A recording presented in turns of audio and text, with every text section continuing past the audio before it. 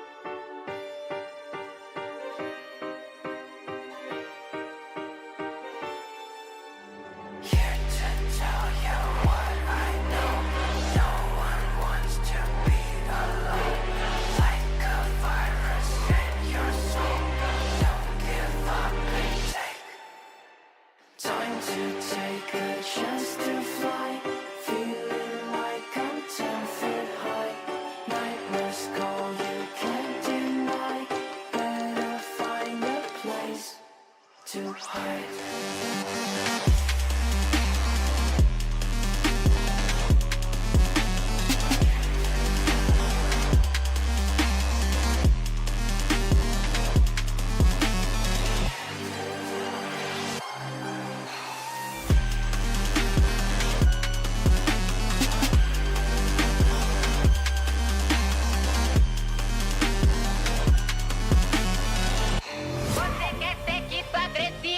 Deixa sua bunda ardendo, vou dar tapa, tapa, tapa, tapa, tapa pra cara.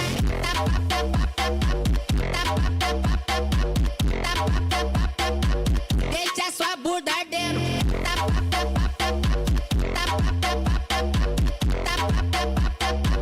Deixa sua bunda ardendo. Toma sua safada, quica sua safada, vai. Toma sua safada, quica sua safada, vai, vai. Vem sentando pro pai, pai. Vem sentando pro pai. Vem sentando pro pai, pai. Vem sentando pro pai. Não tem de bater de frente, frente, frente, é de frente. É sexo agressivo, deixa sua bunda ardendo. Vai novinha com todo prazer, hoje você tá tarada. Piranha, vai no toma, toma, vai. Toma, toma, toma.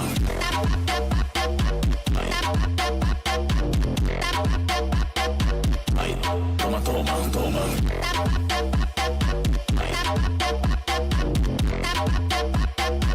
Deixa sua bunda ardendo.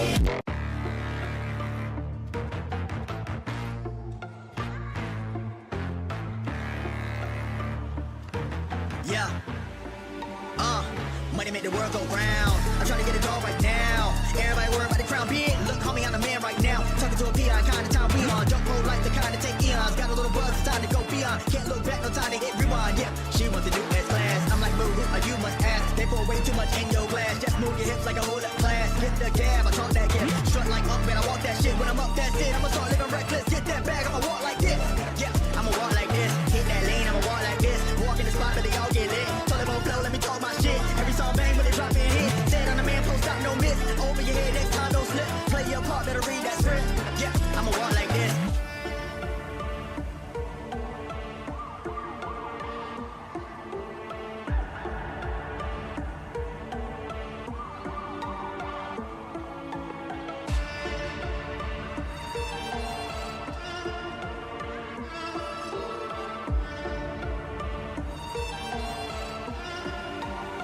Yeah, I'm steady focused on money now. I'm trying to count to 100,000. That's daily. Gravy pay me. M's and M's, no Slim Shady. Make account going so crazy. Still live it up when I'm over 80. Flying, I'm hotter than Hades. Middle fingers up to the ones when I hate me. Come with my ride and I'm up like a drought. Everybody lying for a little bit of clout. Stay making moves like I'm trying to sell a house. That's how it be when you're raised in the South. Mama always said that this money be the death of me. Money can't buy you happy, but I never seen a sad man riding a jet ski. Time will tell, moving breakneck speed. First it was hate, now they got my steez. Took small sips, now they drinks on me. Commas in the bank, that's all I need. Business first and chill after. Set to cruise, but not the actor. Work hard, let the money stack up while y'all broke like a stress fresh. My God.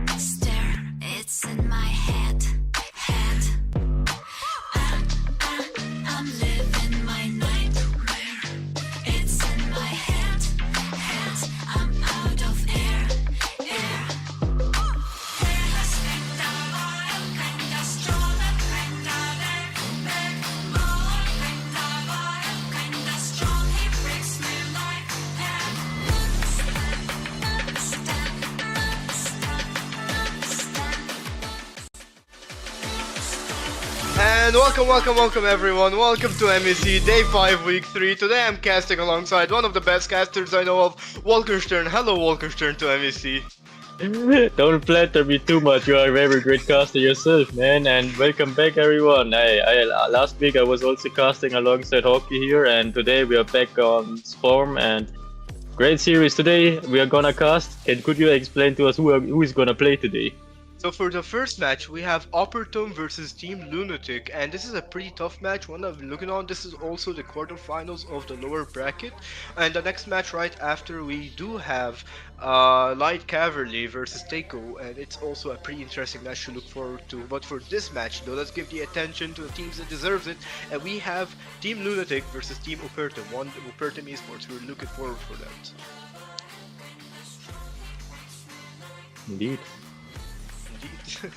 So yeah, I hope we're gonna see great. Yep, I'm pretty excited about this, so is everyone else, and let's see how this game's gonna play out. We're currently waiting for players waiting to start, and I just can't wait any longer. I'm getting impatient over this. Not only you, I am also looking forward to this series for weeks already. Like, I have been wondering, since the new patch, Team Lunatic has been a completely different team now on paper, and Team Opertum eSports have been struggling lately, so I hope they fix the issues now. They're finally back in the game. I've already witnessed everything that's going on with the new patches, etc. And I hope we're going to be a great series between them. I agree. I mean, since the patch came out, the game just changed completely. Teams that I didn't expect to win won, and teams that I didn't expect to lose lost. And I was like, the change just changed the teams completely. They're like different players, different people. Right, so I'm looking forward for this week because now I want to see how the teams have adapted better and better to this meta. We're still fresh into this meta. We're getting changes. I mean, you've seen the Sky Piercer got changed again, and meanwhile from last week, and I want to see now how have players adapted to this current meta. Definitely gonna change, especially on how teams are going to draft for those matches, since lots of things have changed. Lots of heroes have become more popular now that weren't actually being considered extra picks before, and we have seen already the last week already a few interesting picks here and there. So I hope we're going to see more of that. Maybe even something you've only seen in ranked games so far, but would also maybe work on stage here or in the playoffs. I agree. Maybe we could see a lot of Hayabusas, a lot of assassins coming in. Or maybe I'm actually hoping to see a Hylos jungle for today. I mean, I've heard about people playing Hylos and Martis in the same comp. Though it sounds pretty cancerous, but I don't know if you guys see it here. Though I've been seeing a lot of assassins more and more. I mean, this is just gonna turn to assassin meta, or you can still have tanky junglers or fighter junglers like Fredrin, Akai, Baxia, and stuff like this. But mainly depends, because now the Sky Piercer, the War Axe, the new items, it mainly prioritizes 8 max HP item. It just deletes whatever has high HP. This is becoming like a one-shot meta that we're hopping in right now. I agree with you. Another thing that would be interesting to see is if actually teams pick up, for example, perhaps a very funny hero. You've probably also seen already Popol jungle or Popol gold lane. Very interesting hero, especially with the current state of the meta, since even if you pick an assassin, a good Popol player can still basically burst you down and don't even give you a chance to fight back. Yeah, that's true, especially the high damage on the gun, the early game. I think he like out damages most assassins in the early game actually on jungle, on Popol and Koopa, and he has pretty good clear as well. I wonder if Sky Piercer does work with a dog as well? I think it doesn't really. If it does, I think it only like it could change, because I know like items passive used to work on dog. I don't know if they still anymore. Like when I used to play Popol Rome, when he was a tank at the time, played as tank, I remember building tank items and effects would apply to the dog. So maybe it could still be the case. We could still see the items applying on the Popol dog in the passive itself, like a Sky Piercer and other stuff. I know Blade of Heptasis probably works as well. So that could be something on Popol and Koopa, Windtalker as well. So yeah, I mean the Sky Piercer would probably be overpowered on him, since you get almost like 2 effects now, securing whatever low kill you can get. Indeed, that would be interesting to see if people discovered if it works or not, and if we actually see it today. But like as I said before, I chose some niche picks that could get interesting today or next week or perhaps never. But like keep that in mind. We have seen those heroes slowly emerging in ranked games and 5Qs, and sometimes I've seen also those kinds of picks in scrims, etc. Also, be excited to see lots of interesting innovations this week and next week as well. So I hope we are going to see some of them today as well, and I hope we're going to get into the game soon. I'm ready. I'm so excited right now. I mean, Lunatic versus Opertum. This is the predictions everyone can see on the screen here. You've had people going for the side of Opertum, while the others going for the side of Lunatic. Pretty interesting predictions here. And yeah, I'm pretty excited. Let's see how this is gonna play out. Let's see who's gonna win the predictions at the end of the day. I mean, as you can see, this week's predictions aren't as one-sided as compared to last week's, where last week everyone thought, for example, Birthright would win, and the series that that team like Cavalry would win. This week it's more indecisive between the votes on who is gonna win today. Yep, and as you can see from the lower bracket, we have, like I said, Opertum eSports versus Team Lunatic, and we have Teiko versus Light Cavalry. Pretty interesting matches coming through, and let's hop into the game. So we are gonna get into the game, and I'm pretty excited to see how the teams have changed. I mean, we've seen the team slowly changing from last week, teams learning, and now I'm pretty confident people already have gone themselves into the meta. They already know everything about this. Considering there's still been changes happening throughout the game as we play right now. So yeah, I'm pretty excited. We're probably gonna see some new stuff here, something to learn. I mean, these teams always casting them, always learning from them, and I'm just excited overall. I want to see what's gonna happen here. Yes, I'm excited as well because I can't wait until they finally start the drafting so that we can finally get to see what both teams prioritize with their ideas they've been working on the past few days and the past few weeks. So can't wait to see that, and I hope we're gonna see some great games. Hopefully the games don't drag on too long, because that would be very stressful, because we have another series later today, and if this series goes already very long, then we are gonna be in here for a very long time. Yeah, and potentially we know the fact that if we stay up until 1 AM, I think the stream just cuts, because one of our streamers, his internet's gonna cut at 1 AM. So we're kind of hoping to have these games go quick. Okay, we just got confirmation from our viewers. Skypiercer does work on the dog from Popol and Cooper. Thanks for the mention, Woody. Here's your shout out. Thanks for telling us that. So that actually works on Popol. So that's another reason why you could technically pick him. Thank you, Woody. But yeah, this is interesting though. We could probably see it on Popol, despite even being a super cheap item and giving already good damage on it with I think movement speed as well. So it could be something that's pretty good on Popol actually. It could be Popol's core item at this point. It depends on how it's going to be played. We still don't know. We haven't tested it yet on how well it is on Popol. We know that the passives work, but once again, we have yet to test. Okay, we just got informed before that we have had a little delay because someone didn't show up, but now we are here in draft and finally it can start here. We see the lineup from Opertum eSports and that from Team Lunatic. You can maybe enlighten us who those players all are. So for Opertum eSports, we have Lulio, Wicked, Meng, Tiso, and Xian. These are one of the best players in EU.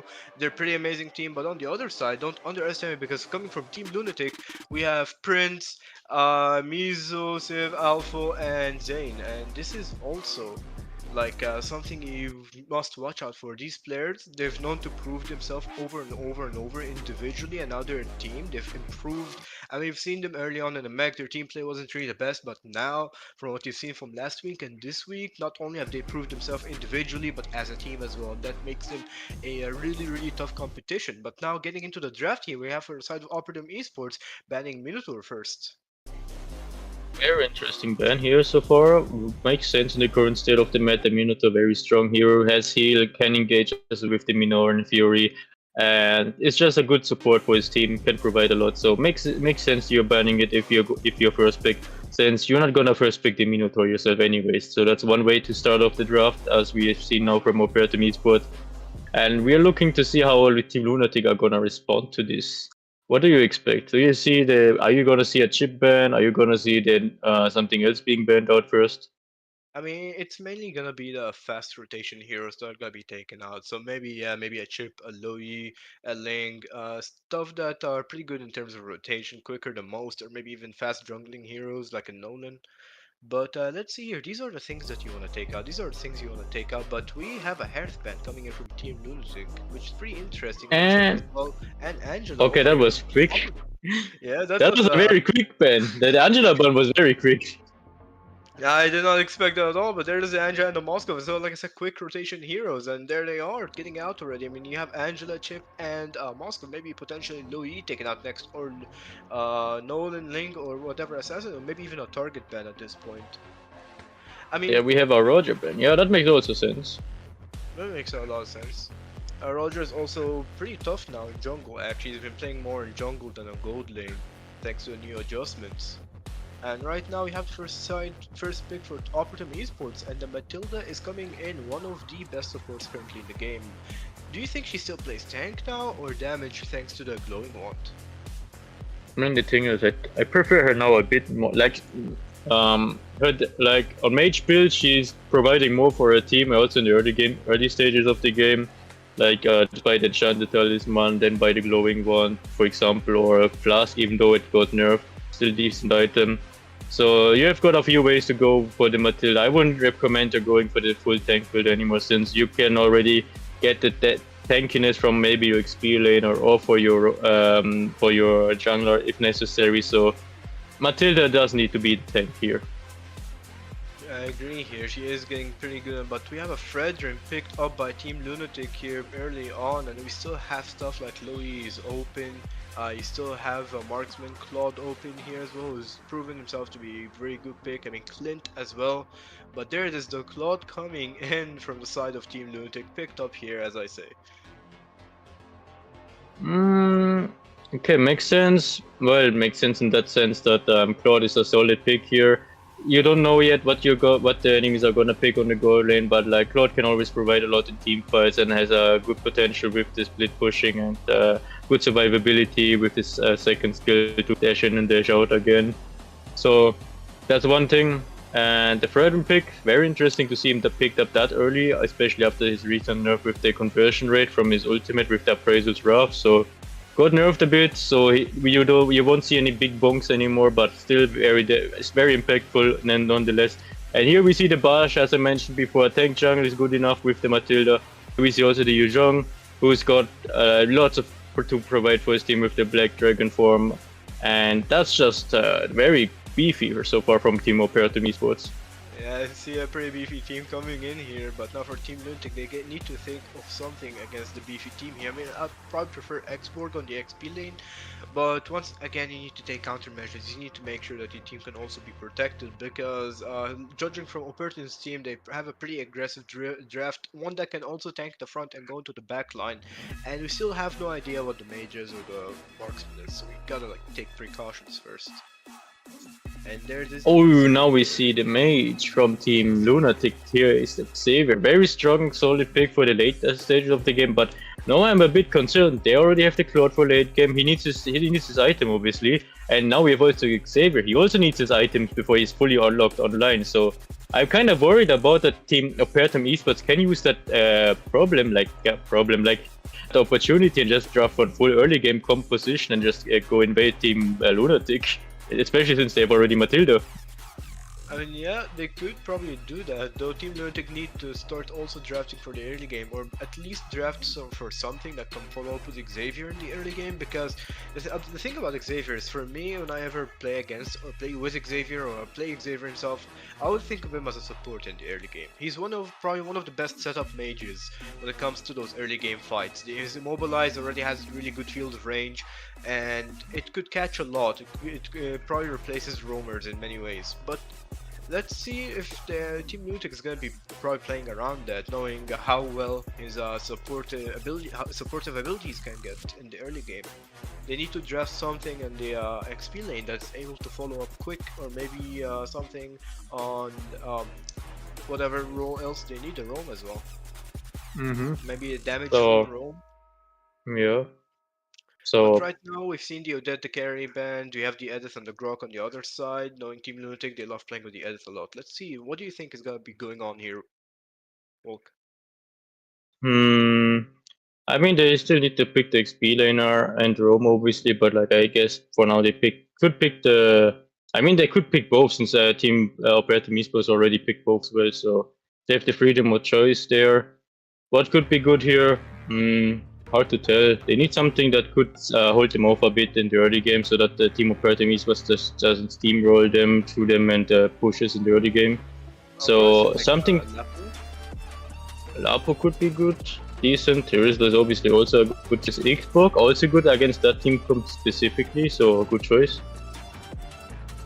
Xborg over here, I mean, one of the best picks, but now the Xborg gotta be careful against the Yuzong, because Yuzong can still probably take out his Faraga in the early game, causing him to lose early a little bit, and that's what they need the Xborg for, the level 4 early game team fights.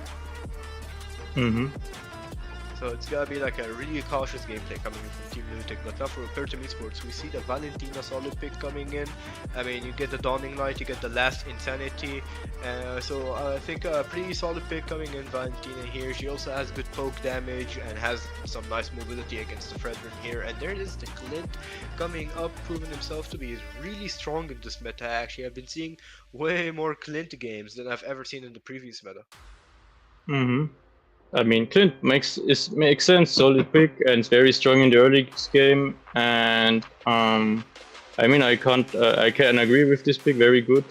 So he's very good in the early game. Then they also have the Valentina, so very heavy early game focused team come from Team Opertum, and now we see Rafaela from Team Lunatic. Rafaela Very is a first interesting. for me. I mean, it's a first for me to see a Rafaela here, but pretty interesting. I'll see how this is gonna play out. I mean, Rafaela is pretty good actually. Knowing she has healing, she has a really good movement speed buff that Fredrin kinda needs. And I'm pretty excited how it's gonna play out. I mean, I was low-key expecting like a Kufra, something engaging, but let's see how it's gonna play. I mean, I guess a good early poke as well coming in from the Rafaela against the Matilda. Pretty fair matchup. So let's see what Team Lunatic is cooking here. I'm pretty excited about this. There we are, and the game number one, match number one, Team Lunatic versus Team Opertum eSports, and let's see how it's gonna play out. I'm pretty excited to see. I mean, you have the Rafaela pick. I want to see how it's gonna play out. The early game coming in. I mean, she does have really good poke here. Let's see. We have a poke. Early game here. Of course, Matilda doing the usual Matilda stuff. It's gonna be a really patient early game, from what I can tell.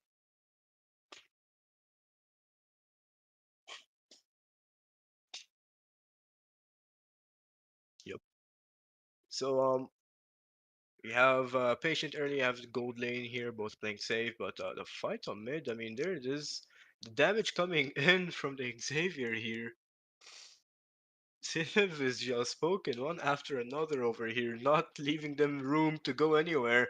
And Prince with the flicker trying to pick up the kill here, almost gets so close, but now they gotta watch out, and the first blood goes for Gian here, taking out Prince. And what a early, I mean, that was a pretty aggressive early, I'd say. I knew that was coming from the Rafaela, but pretty interesting, I would say. Yeah, I agree with you. Very interesting start already from the side of the Operating Esports, securing the first blood for themselves, and now they're pressuring more on the map. It was kind of obvious this would happen since they have the team come to play that aggressively. So it's now on Team Lunatic's turn to do something, and now we see potentially a pick off on Wicked. Very weird positioning here. He got punished for that, and he also lost his flicker, so that's a double loss. That's pretty unfortunate for the gold lane. Now Wicked taken out, and the kill goes for Big Song Min, which is something you want to watch out as well, something you don't want to give a kill to. And now you have a low 4 rotation coming in from the side of Opertum eSports. I mean, it looks pretty contested, I'd say. You got the support here who has no resources against a marksman with resources. And it's fine with the marksman, I would say, because he still needs time to scale up. Knowing it's a Clint, it's an early, it still needs time still. Ooh, And the Reggie coming from Ming. Gian, the last Huh. insanity. And over here, Prince is in trouble as well. He gets the Holy Baptism, but dies just before he gets to do anything with it. And then Invade coming in from Opertum eSports, a Ooh. circling EU coming in from Lolo. And there it is the Black Dragon form going in from Tiso. There it is picked up. Zane is taken out, ladies and gentlemen. And Alpha, on the other hand, he can't really do much without his Faraga armor other than to watch on the side and poke. But there it is the Dawn and Light coming in. And I think CF took it. I think the Xavier took the red buff with the dawning light. That's cool to see, but like Yep. I'm wondering if Tito actually missed his petrify on that team fight because I didn't see that moment clearly, but I think he didn't hit anything with his petrify. But it was still a one team fight, obviously. But like it's I like to nitpick a bit. Oi. Like, oh, maybe a pick up, but no, Ming is still alive. Thanks to the holy baptism was not enough, and that was almost a really good pickoff actually. But now Ming over a recall safe and sound gets his HP back. Let's see how the upcoming team fight is gonna play now, knowing that Opertum is just playing super aggressive. And there it is, the Basha rolling in. Jian does have the Tortoise PCNs, but will not be doing much with it. Um, Interesting to see Team Lunatic fighting back in the early game, or even though they don't even have the team come to perform that well in the early game. Now they get maybe potentially punished. Prince in a very bad spot here, getting stunned and then dies. I mean, the circling eagle, that's a lot of damage from Matilda in the early game, 4 minutes in. Ibrins did have the flicker, but he did know that if he used it, I think it would have been a waste. He would have been taken down anyways. Mm-hmm. So But as to now, avoid the same mistake as Wicked did earlier. So if you are gonna die anyways, remember don't waste your flickers. You can still use it in a later team fight when you're back alive. So don't be too scared. And Ming getting chased down survives obviously, and no pickups for Team Lunatic onto Opertum. And now we see Opertum engaging with the Black Dragon form, getting the kill onto Fredrin. Zane is not having the greatest start so far, and Team Opertum Esports can simply start up the turtle now. Like, yeah, yeah, very yeah, rough start for Team Lunatic. early lane swap as well. You can see Wicked going in on the top lane. I think he'd be better off playing against the Xborg since he can outrange him. Mm-hmm. Now for Team Opertum, I mean, they've been taking the lead so far, taking fights after another, winning the map. And for Team Lunatic, I mean, to be honest, they can't really do much, even when Alpha is kind of losing rotation against Tiso here in the Yuzong. They gotta wait for their scale, their power spike to go up, right? They need the Xavier damage, they need Big Songmin on the Claude to get up, they need the tankiness coming in from Zane. So they need to wait, I think, over on the late game. I think their comp is just super late game. Yeah, that's the point. So that's why I couldn't really understand why they were trying so desperately to get pickups in the early game when the team comp is basically purely around farming and waiting and waiting for mistakes. But like they thought they saw a mistake, but that wasn't a mistake in the first place. Like the only big mistake Opertum did this game was the one pick of that Wicked had. Like he was out of position. But aside from that, no single mistake from Opertum. I don't know what Team Lunatic was cooking in some of those moments, but maybe they are showing us later on what they were thinking about it. Looks like Big Song Min really good awareness catches the fact that he might be getting ganked here on the gold lane, on the top lane, but the Holy Baptism coming in from iPrint, is it enough to stop a fight? And it is pretty good enough for them to not get picked off here by Ooh, all.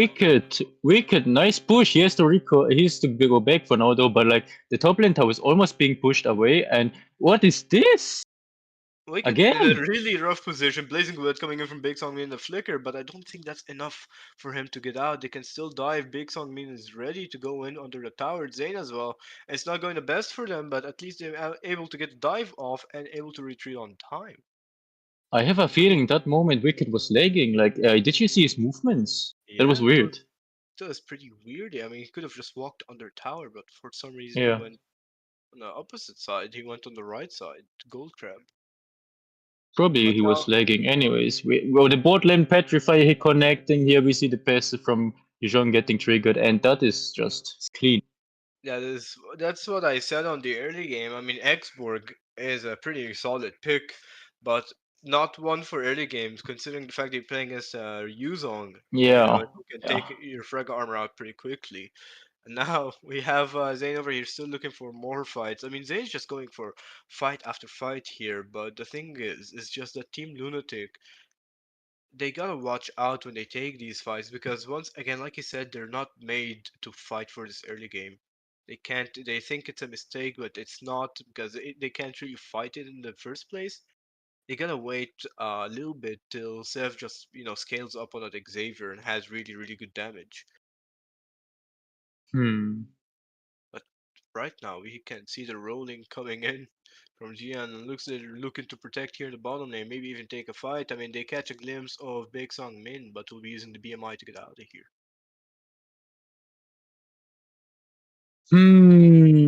Okay, Zane again very aggressively checking the bushes. He can afford it. Obviously, he's tanky enough, and with Prince healing up the damage he's taking, it's good. But now we see potentially another engage coming in from to me Opertum eSports onto Team Lunatic.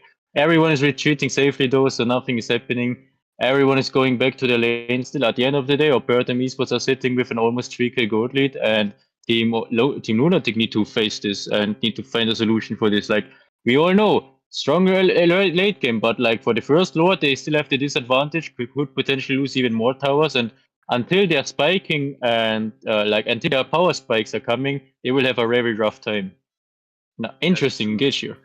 Yeah, there it is, the last insanity coming in from Alpha, but is it enough? He gets counter last insanity here by Mangi with the IMU, but not much happens apart from taking actually two flickers out, which is Alpha's an eye prince Yeah, here. two flickers are gone. Perfect lord opportunity now for Opertum eSports. Like last Ascendancy is still not Yeah. here from Xbox. He had to go to base. Like I'm sure about the decision making from Team Lunatic at the moment. Look at the clock; he's almost dead. He has to recall 5v4 at the Lord. Like how Team Lunatic have to give this up potentially. They don't have the I think damage. They don't have the godly. I think they're Look, still this going is in. engaging.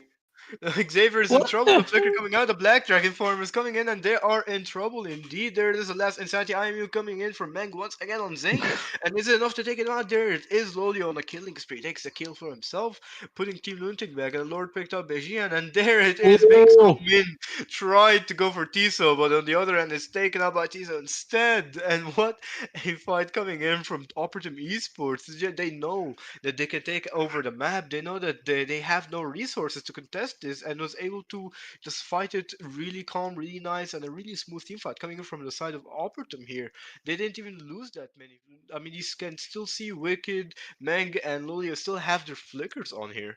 And as you can see like from the eye like the moment Claude had the recall from that position, you saw that before. They should have retreated from the Lord and not go for it. And now we see another team fight coming. iPrince being picked off. Here we see more members from Team Open was coming in here. It's just disastrous at the moment. Last in Insanity from the IMU ultimate from the Valentina. Kill for Meng as well. It's going perfectly for Team Opertum eSports because Team Lunatic are forcing fights when they don't even have the power spikes. That's pretty unfortunate from Team Lunatic, despite not having the power. I mean, if they did have the power spike, the team fights would go pretty well for them. But once again, you shouldn't be really doing stuff like this, considering the fact that you're playing against one of the best teams in EU. Opertum Esports, a really tough team, and these little small details could get you in so much trouble. And there it is, the Black Dragon form coming in. I mean, the praise of coming in from Zayn, but it's not enough to stop anything at the moment. And oh no, looks like Lolo is in trouble, is in low HP, but might survive the Dawning Light, the glowing one, and is able to survive safely over here. On the other side, though, looks like both teams will have to retreat. And yeah, I mean, they're just forcing fights after fight after fight after fight. This is not going well for Team Lunatic, I would say. On the bright side, Songbjerg on works already his golden stuff, so he has at least some damage now. Finally, he needs I think another damage item, then he's finished for the game. But still, it's coming a bit too late. Like if you had that item before for the previous team fights, okay, there would have been a better chance here. But like only now it's a bit late, and 10 to 2 for Opertum eSports, and now Flying Eagle from Matil here, and last Insanity from the both last Insanities being triggered here. Dawning Light from the Xavier, and no one is dying actually. That is the most surprising Actually, part. in the bot lane, Zane, Ooh. Zayn is being chased over here by Xian for like 10 minutes straight, just a constant chase. And Zayn was actually just in the middle of everything. Like, I think Zayn took every possible damage there as the Black Dragon form, the Circling Eagle, the Turtles Prescience, the damage coming in from Meng, the last Insanity from the IMU. And he was just still in there, surviving and fighting. Like, that's one tanky jungle right there. But Mm-hmm. now, apart from tanking all of that, they now know that they have someone to tank. They need someone to pull off the damage, and they still need more time. Despite it being 12 minutes, you have an enhanced lore taken in by Team Opertum. They just need to wait more. They need to wait for the Xavier now. I mean, the Claude also needs to get the Malefic Roar, I think, on this game Mm-hmm. for him to start pulling out damage left and right. And the Xavier, he just needs his power spike, his damage, so he can pick off and deal insane damage with that dawning light. Like the thing is, we don't know if he can actually get the look. The went for the enchanted talisman and the glowing one build. His next item is gonna be probably lightning crunch, if I see that correctly. Yep. He needs time. Like he needs time, and I'm not sure if Team Opertum esports are giving them actually the time to scale, because this lot is gonna run down the top lane tower. That's already guaranteed.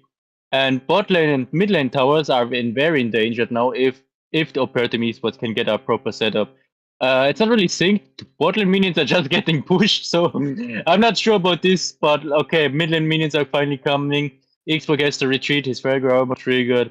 Black Dragon form is being used to zone them a bit, and actually they're engaging.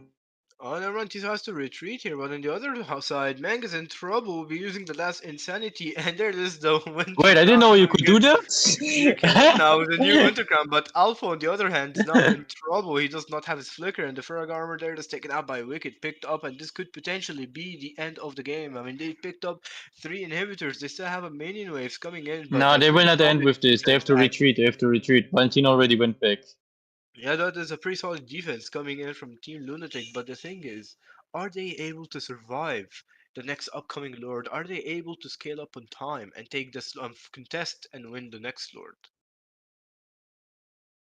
I mean, I'm not sure if it can be counted as a solid defense since they lost all their inhibitors with just one Lord push. Even though it was really it wasn't even sync. That was the thing. Like top lane was already gone anyways, but at least keep the mid lane or bot lane inhibitor so that it gets a bit easier. Because now, as you mentioned, how are they gonna defend the next Lord without any inhibitors? And Team Opertum esports have such a lead that even if Team Lunatic get now a bit of a power spike, Team Opertum esports are just gonna slap them away with the item advantage. Yeah, that's true. And it's not looking pretty well for them. They need to think of something. And I think it's just that the Rafaela needs to have like a really good holy baptism on the Pertum for them to have a really proper engage. Like, Iprince needs to cook here. I'm not sure if you can cook on the Rafael, honestly. Like not to that extent. Not to that extent. No one is gonna be in no. Like the thing is, you can stun someone with the holy baptism, but you cannot stun multiple people because no one from Opertum esports is gonna be in that position to be stunned. Like no one is gonna be in that single spot. That's what I'm trying to say. Yeah, As you can see, they're all spread around, so they're not all staying in one spot from Opertum esports. I mean, only time you can probably get it is by a miracle, and Team Lunatic is hoping for that right now. Alpha does the flicker is taken out by Tiso here with the pass of the circling eagle, and they are putting Zayn in trouble. He will have to retreat and put the side of Team Lunatic back. There is a BMI, but that's not enough. It is enough. Big Song does survive just in time from Mango and Winter Crown, just immune the damage coming in from CF. But now they've pushed Team Lunatic back into their base. They know now that they're gonna go for this Lord. Are we gonna see a contest here? Is Zane looking for it? Nah, Zane must not. I mean, he's not going for it. Ooh. And there it is. That was a pretty decent Dawning Light, I'd say. Maybe a little bit more time could have stolen it, I guess. Mm. Like it could have gotten them at least 2 minutes more into the game if they had stolen that, but like time is running out. They just need to synchronize the side lanes now from the side of Opertum esports, and then it's gonna be very rough, the defense for Team Lunatic. All members are live, everyone has almost all their resources. So very hard. Like if Valentina gets last Insanity ultimate now with her IMU ultimate, then it's almost GG when the base is pushing in. She cannot find the Xbox though, so she needs to get to him to get his ultimate. She got the There it is. ultimate. Okay, There it is. that's now This thing. could be the game. Could be the game now. Could be the game. The last Insanity coming in, but on backline, you could see the Blazing Duet was coming in from Big Song. Mean doesn't do much. The resources are taken out, but it looks like an end. As Wicked is going for the base, and there it is. Good game. Game number 1 goes in for the side of Team Opertum. And like you said, like they were forcing so many fights in the early game that it put them in a really rough spot. Even in the late game, they weren't even able to scale up as much as Opertum. Like Team Lunatic just lacked a lot of farms because of the constant team fights that they tried to force.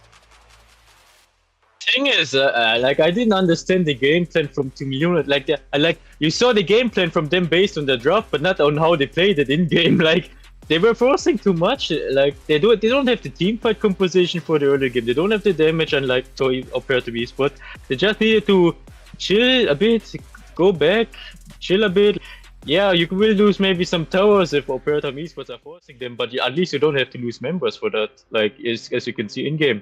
iPrince ending the game with 0-4-0, and Xavier didn't die at all, but like 0-0-0. Like he couldn't get his powers back. He got the items at the end. He didn't even go for Lightning Crunch. He went for the new item. What was the name again? Wishing Lantern, I think. Wishing Lantern, yeah. But like it's not enough. Like the game was already over by the time he had it, and like Xavier and Claude in the same team composition, it's very late heavy. And then you put also the Xbox in there. Xbox alone would be okay, but not with you with already 2 other late game heroes, so that was the issue here.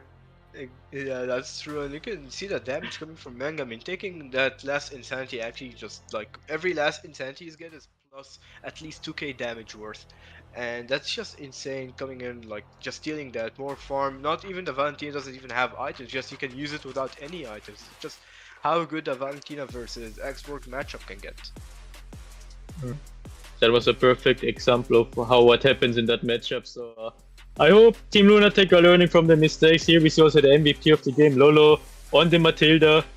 Had great performance, 3 kills, 9 assists, and 92% teamfight participation. Like anything above 90% is already world-class level for us Aroma, as you can see, considering how many kills they've actually done too. And yeah, I mean, very solid from him. Was always there in team fights with the Circling Eagle. Got nice pickups. Like, what else can you wish for from your Roamer? I mean, there's nothing else to wish for. You got a perfect one over here. I mean, Lolo was everywhere in the map. He was using the Circling Eagle from top to bottom to mid. He was just everywhere. Pretty good gameplay coming in. Pretty good Matilda, I'd say. And it's just game number 1 is pretty interesting. I mean, we've seen both drafts. We were able to determine how it's gonna play out, and it did. And I think Team Lunatic's mistake here is they kind of messed up the draft on the early game-ish side, right? They were able to pick so many late game, but then weren't able to follow that up properly with the last 2 picks of the draft. I agree with you. It was mainly draft diff, basically, as we can tell from that game. Yep, it was unfortunately. I mean, the Rafaela pick kind of got me questioning myself, and like, maybe it could work, you know, support for support. I mean, you have the Fredder and stuff, but once again, the Baxia proves it to be like, nah, we just go for the Rafaela, right? You have the Matilda, way better support, way more mobility than Rafaela at this point. Yeah, it's just draft diff, right? I mean, at this point, I would have just picked maybe a Valero, because at least you can hold off the enemies in the early game. Yeah, that is true actually. Valero would be pretty strong in it, and he can also be half tanky as well, and a lot of damage with the glowing one, the anti-heal coming in too.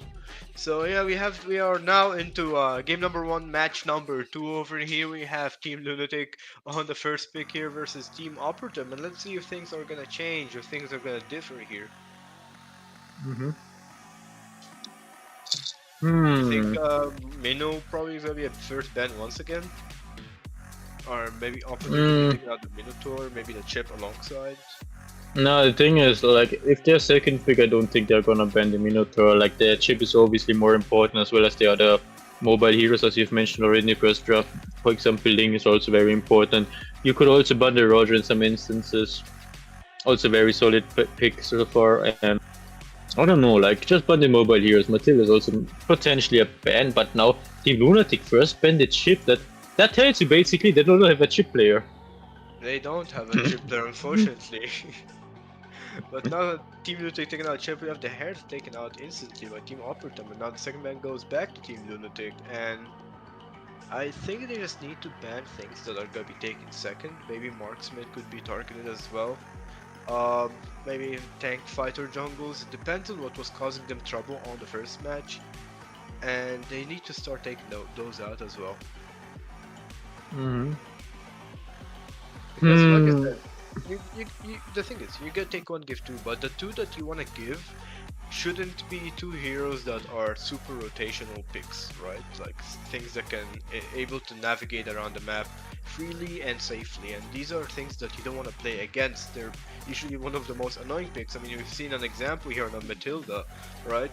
And these are the things you don't want to be facing against. You want to be taking that and be able to limit the picks of your enemy side over here.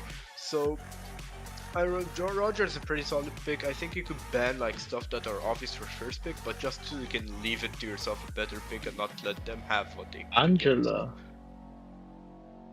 And Angela. I mean, Angela's pretty solid in 5 Qs. Really good team plays coming from her. Knowing iPrince, he has experience on the Angela. We've seen it several times in many other tournaments where he would play either Angela mid or Angela roam. So I guess pretty fair enough to take it out.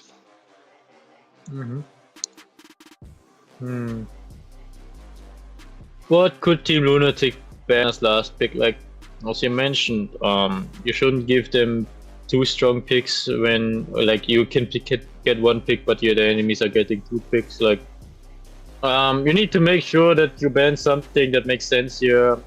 Okay, they ban the Minotaur themselves. Like, okay, yeah, for the second pick, Team Minotaur is a strong pick, so it is understandable why you ban it. And from the side of Opertum eSports, like, what is still open? Matilda is technically still open, very strong pick as we've seen before. Matilda, Loic, probably Ling. decent. Ling is also. Hayabusa is pretty much rising to this meta, but I don't know if he's that fit into pro matches yet. Nolan as well. Because you were playing the Hayabusa, that's why you're saying this. I mean, listen, Hayabusa is a solid pick, right? I would say. Yeah, it is solid. I agree with you, but I wouldn't rate a Hayabusa above Ling right now. No, that's still too early to say. No, that's just no. Of course, Ling is way better, but Hayabusa is a solid pick. I'll tell you, Hayabusa is pretty good in 5 Qs and has a lot of damage, considering the fact that the Sky Piercer helps him so much. But now we have the Ling and the Louis open. The Fredrin once again is open.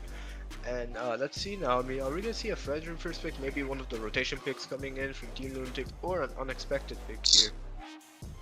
I don't expect Zane to pick Fredrin here because didn't work before, and instead they go for the Moskov. It's a better choice, but don't forget in the last patch Moskov got actually a bit nerfed, like his damage, his attack growth I think got nerfed, as well as his damage a bit. Like it was 1.15, now it's only 1.14. It's a it's a small nerf, but like still a nerf is a nerf. Yeah, nerf is a nerf, and there it is, the edit. I know Team Opertum love to play the edit here, and the Xavier coming in as well. They have already 2 beefy picks coming through. You think we're gonna see a Yuzong coming in from Alpha now? We know Alpha likes the Yuzong, but once again, it could be another fit game for Xborg. I mean, the XP lane here is pretty much a flexible pick, right? You can flex the Xborg pick on the XP and the jungle and then take the Yuzong and have beefy fighters coming in. But once again, you kind of need mages that are annoying. And there it is, the Yuzong coming in from Alpha, and I'd say Lilia is actually pretty solid here.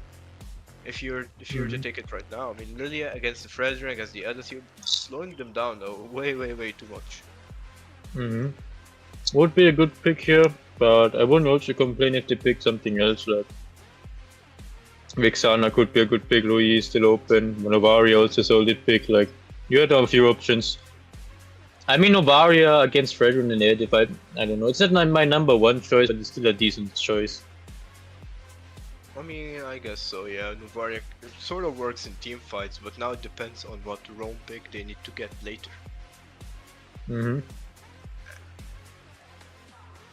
We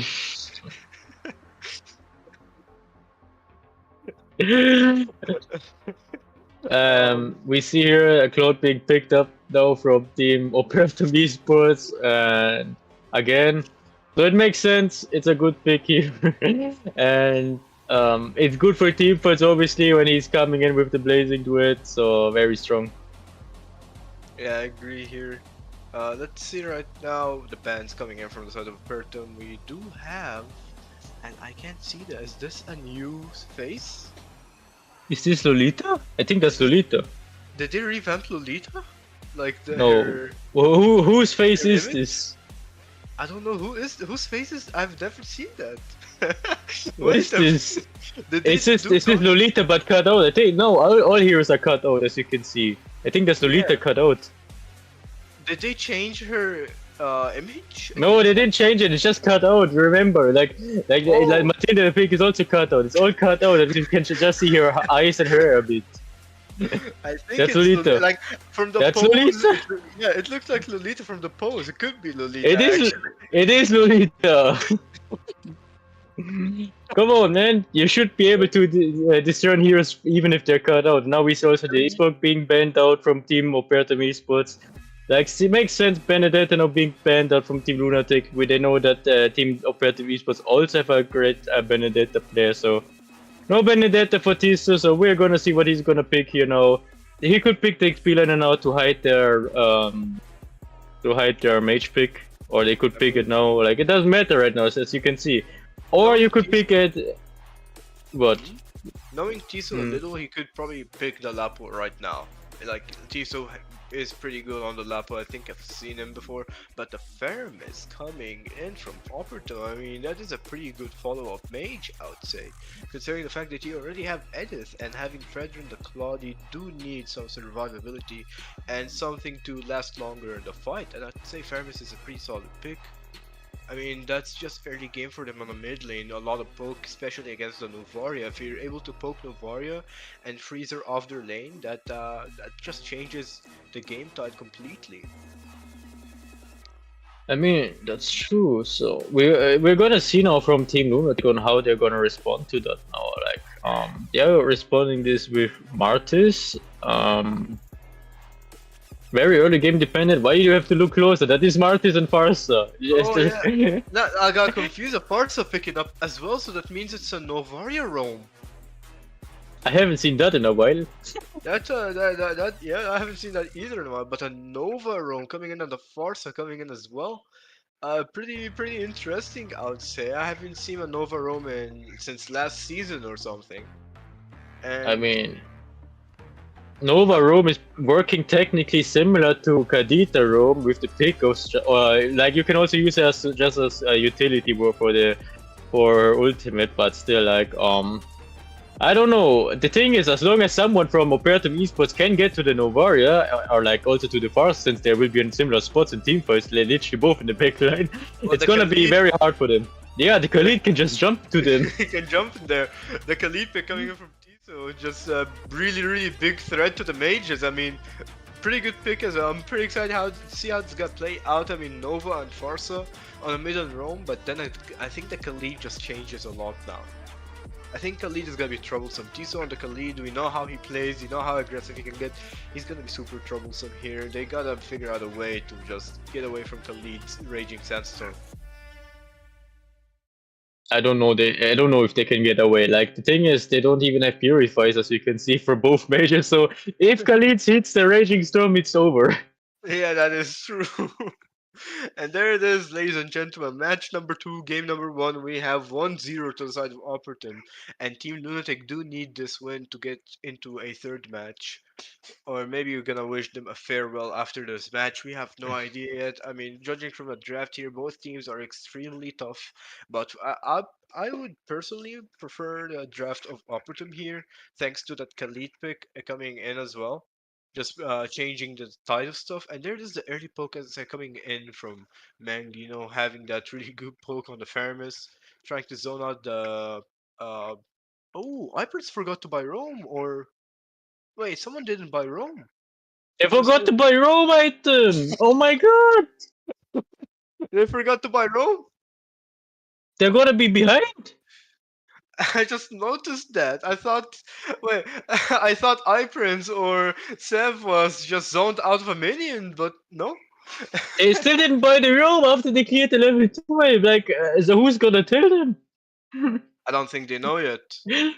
Oh my god, imagine the god lead afterwards. Like, if no one is buying Rome, then we are gonna see different soon. Wait, actually, we know Rome yet, Sev? Still no Is it? Rome! Look at this, Opertum eSports already have a god lead thanks to that. Look at this, it's slowly building up. Wait, is this something we don't know about? This is just something What do you weird. mean? They just forgot it. Look at this Just first forgot. build up for Opertum eSports on the top lane. At least But a kill Zane, now back, but like he killed died. Like Zay losing his buffs and Turtle is spawning too. Like this is just chaos. Why is no one telling them about the room? Look at this, both are just buying boots. No one is buying room from Team wait, Lunatic. what? Wait, no, he has it now. Wait, no, he doesn't. Hold on, I'm getting. They Yeah, don't he have doesn't. it. They don't have it. Never mind. Wait, what? Why? Did they forget? Did they not realize that they're kind of behind? They don't realize this. They already have almost 1k gold difference thanks to that fail. Like they don't realize that they're both not getting level 4. They're both not getting farm. And what is this? Why is no one telling them? I am more than shocked. I have no idea. I mean, Sev's already still level 2 even after first turtle's taken out. And now he's gonna be getting poked heavily here. There it is. The feathered airstrike coming in from iPrince, and the Spear of Destruction finishing it off. There it is, a lethal ignition coming in from iPrince, taking out the kill here. But the no roam is still confusing me. I'm gonna be honest here. Now we have the Martins. Zane is looking for something here, looking for Wicked, or maybe looking to help Big Song Min here not to get zoned. And there it is, a stun into the wall. But now, is this something we don't know about? Like, is this a no roam Nova that we haven't seen yet? It's Because surely level not. 4. No. They're both not level 4. Like that's the thing. They just forgot it. Oh, No, now finally we iPrince. see a roam. iPrince. Yeah, now we see Rome, but iPrince is level 5. Like, but the Nova is not level 4. Like, I think that's just a loss of farm. Yeah, there's lots of farm, miscommunication, and lost like there's almost 1k gold difference just because of that fail. That's pretty unfair. And took him a while too to notice. Like, took him like almost 3 minutes and 40 seconds to notice that Bake Song Min is in trouble. Spear of Destruction. It looked kind of curved on the map here, but it's taken out unfortunately, and will not be getting out anytime soon. Doesn't even have the Purify to escape from this. And now we have Sev. He needs to protect them. Finally, we can see it here. The roam coming in from the Novaria. But yeah, we see another pick of on the bot lane. Tiso getting help obviously from Strangler to secure that kill. But like the thing is, if Seth has more gold than iPrince, then the thing is, in the room isn't really useful. I agree here. Now the turtle fight is coming in. We have Opertum and Team Lunatic. We have a They with it. 4v4 coming in. The retribution coming in from Zia and taking it. Pretty good retry coming in from Opertum. But now the decimate still doesn't take out Wicked, and there's another round coming from Meng, but doesn't need it anymore since already Zen is taken out. Unfortunately.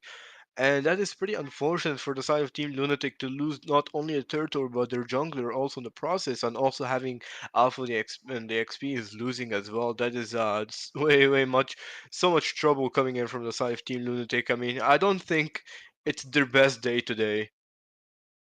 Definitely agree with you. And look at the damage from Tiso. Like that's the power of Khalid. If you can play that hero well, then you can win most matchups in the early game. True. I mean, he already has a Sea Halberd, still going in for the Blade of Heptasis. You can pretty much see he has really good damage, really good penetration, and that's just enough to take out Yuzong full combo. But now in the gold lane, Baek Song Min is in so much trouble. Not having the best of gold lane matches here.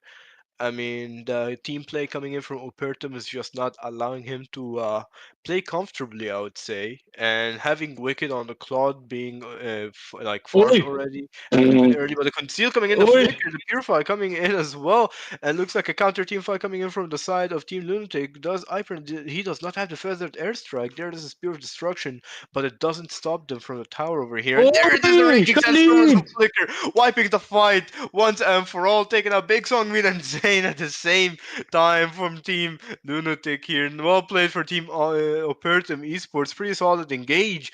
And now the Feathered Airstrike, iPrince is kind of in trouble here by Wicked, poked, but Wicked doesn't have that much damage yet. Though the Black Black Dragon Dragon form, form. Nah, it's not doing anything here. he wasn't able to catch Wicked. I mean, he does have the Petrify, but it's just not in range. Yeah, there it is. Ah, never mind. Still no Petrify.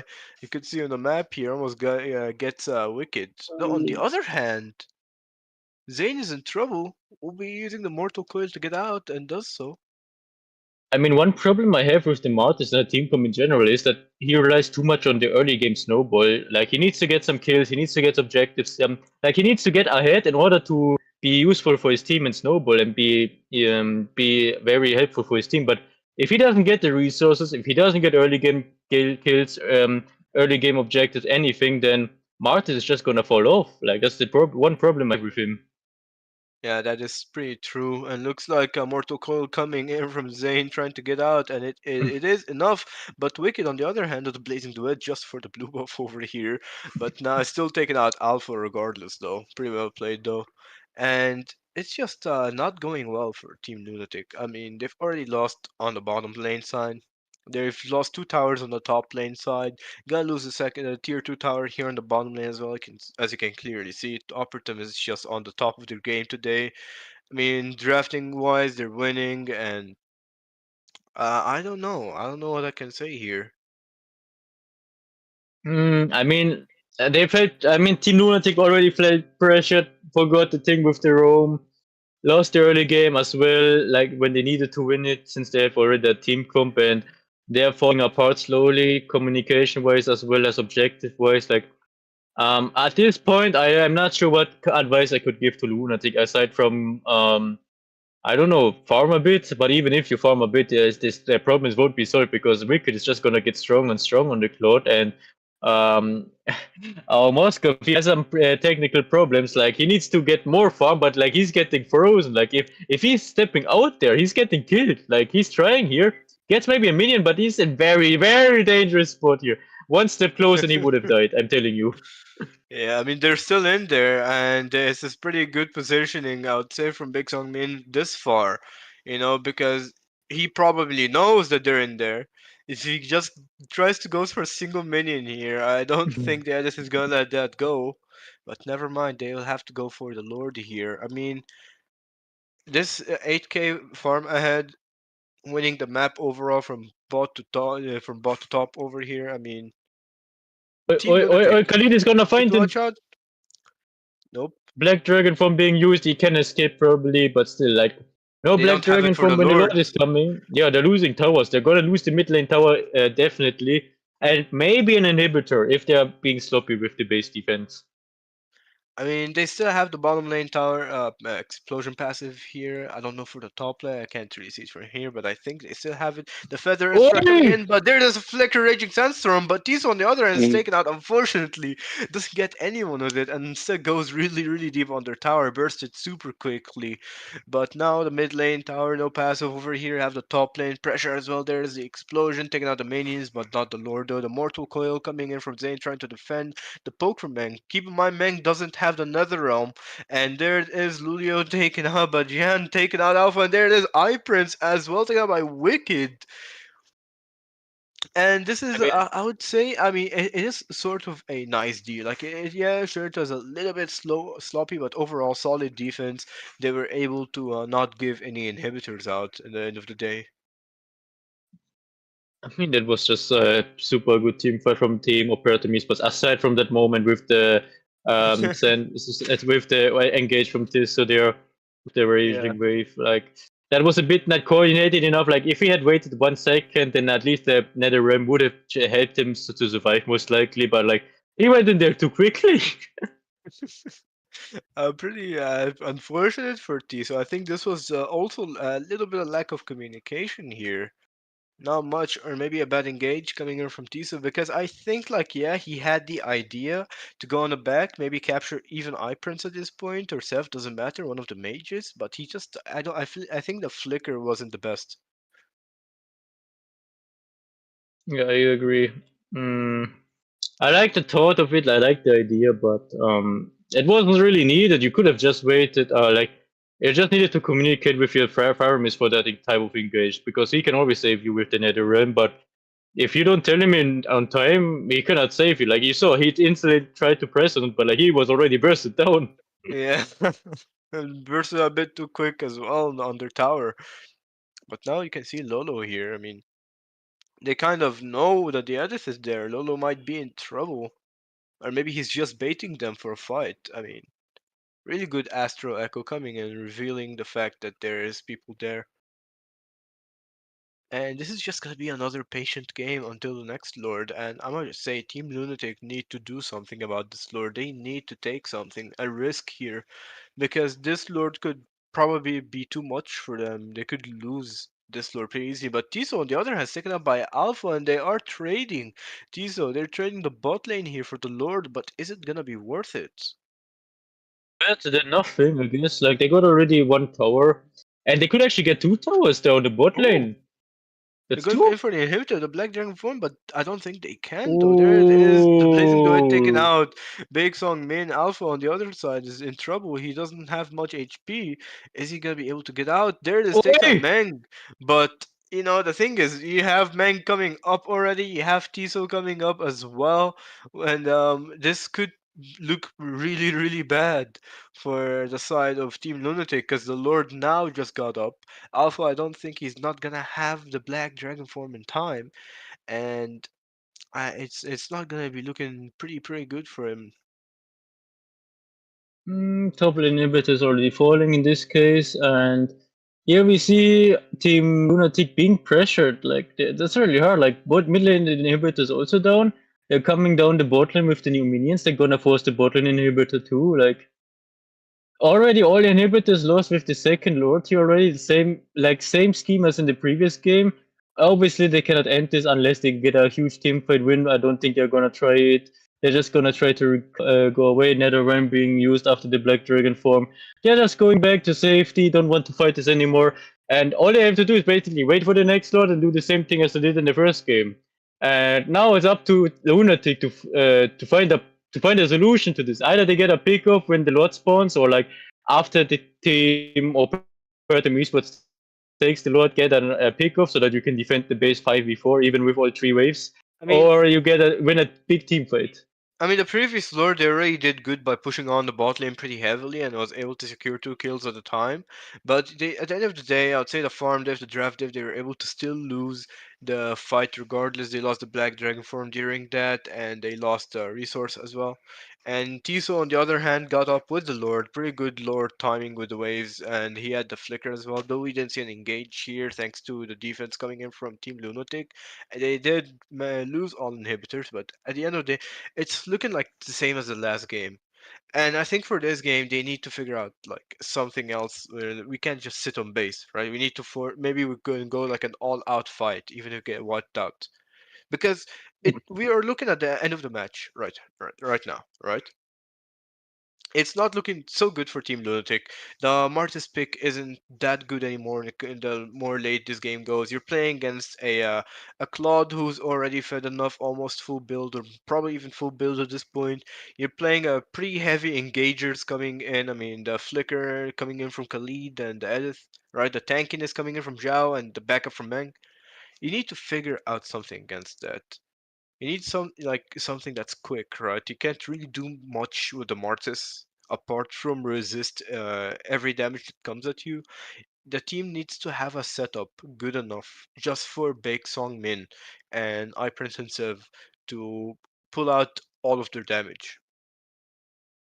They're trying to do the same thing they did in the previous at the previous Lord situation, but that now they're a bit too slow. Now the entire team from Team Opertum eSports can come back and they just get one Lord.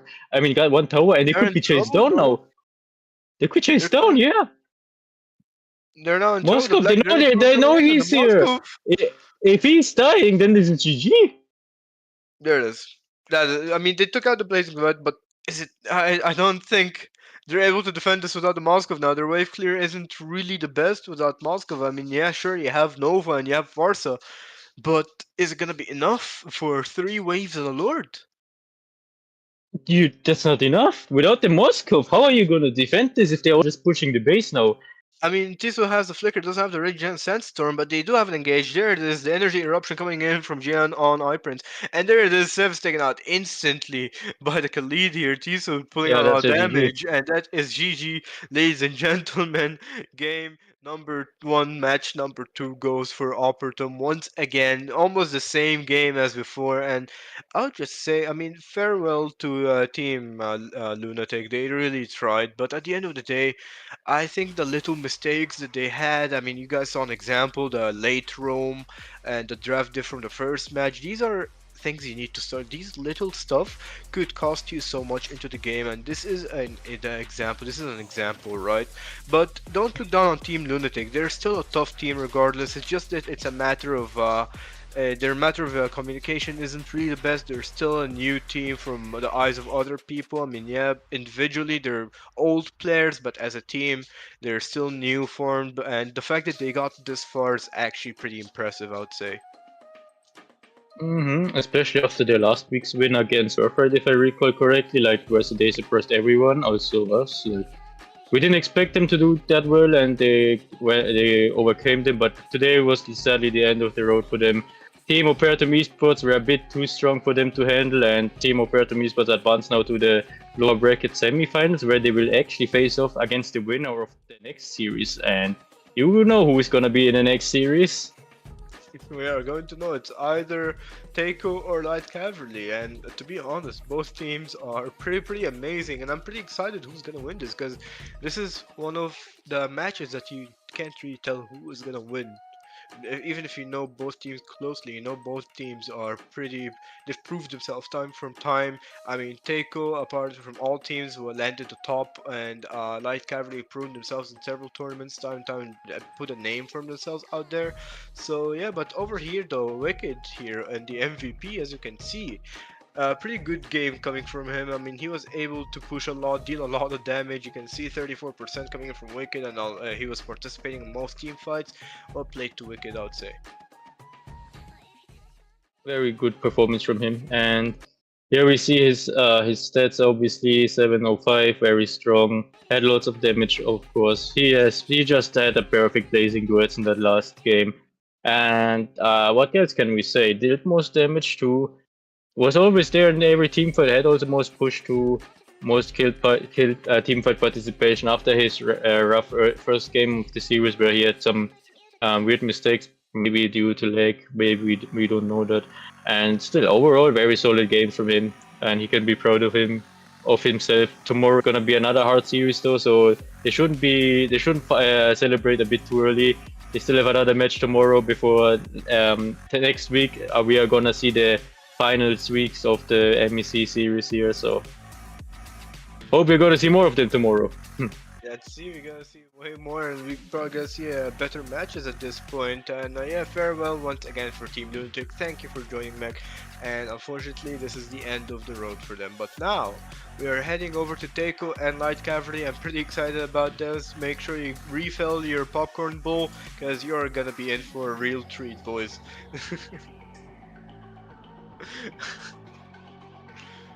Yep. What's your opinion on this in the upcoming match, Wilkinson? I mean, I believe Teiko will win, simply because they are the. So what can I say? They are the more experienced team. Like, what should I say? Like, I would rather say that Team Teiko is that type of team that won't budge down even if they are being cornered. Like we saw last week, even if they lost against Metal Black, I believe they still put up a very nice series. Went on to all 3 games, And thing is, Team Teiko already won once against Team Light Cavalry in the first round of the upper brackets, and now they meet each other again, this time in the lower brackets. So I'm kind of biased towards Taiko's based on the results they've pulled out so far and the playoffs, and knowing that they can actually play very well. So I think I expect to see Taiko versus Opertum eSports tomorrow. I mean, we could see a comeback coming in from Light Cavalry because keep in mind they won against them before the meta changed, the new items, etc. And now they get to play again after the new patch, and we could probably see a whole different result. Even if Taiko does win, you could probably see a way tougher match than last time. Mm-hmm. So yeah, I'm pretty excited about this. So is your boy Walker on this side, I believe. Never mind, on this camera he is this side. And yeah, we will probably see you during the match.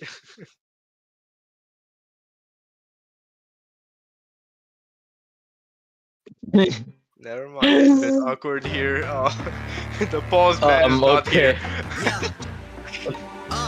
Money make the world go round. Our pause is not here yet. Yeah, so I guess we're here, and let's talk about whatever comes on our minds here. Let's look at What the do you comments. Okay, we're getting a pause. We're getting a pause. See you soon, guys. Getting a pause soon. We could look at the comments, see what the people say. Never mind, there it is. Let me talk my shit. Every song bang when they drop in hit. Said on the man post stop no miss. Over your head, that condo slip. Play your part, better read that script. Yeah, I'ma walk like this.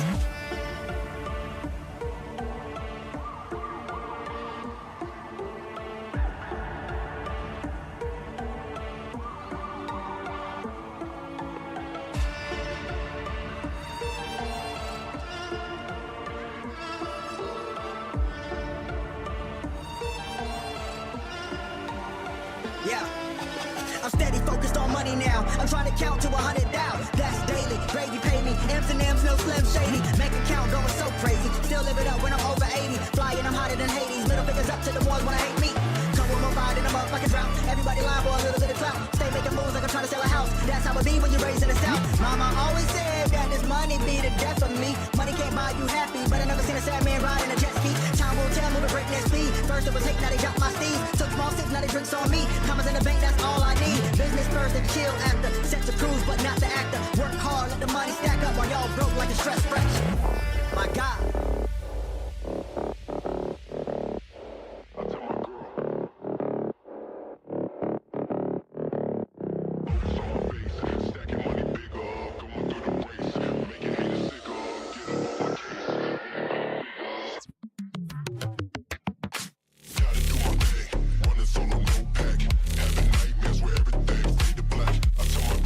Hold up, I'll be right back. Stay smoking out and then I make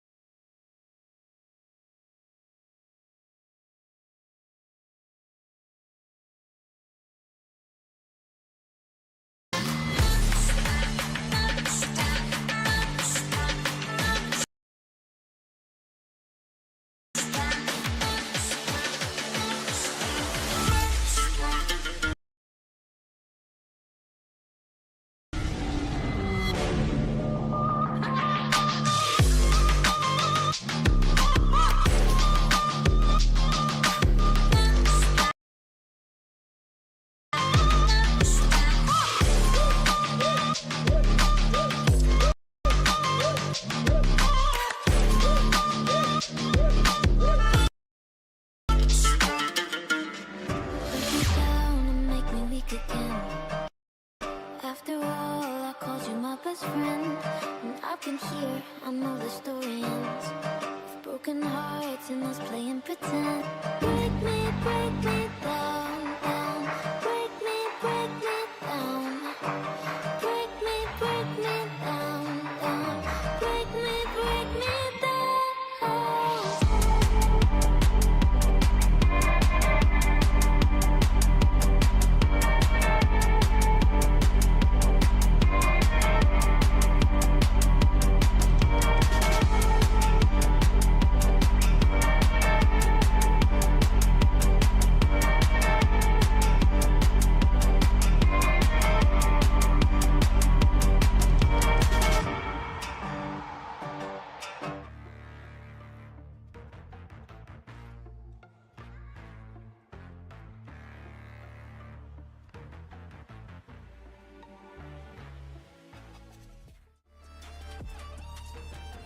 Gentlemen, for game 2, and there it is. We have Teiko versus Light Cavalry. I'm pretty excited for this game, and so is Wolkenstern over here this time. There it is. Hello, Wolkenstern.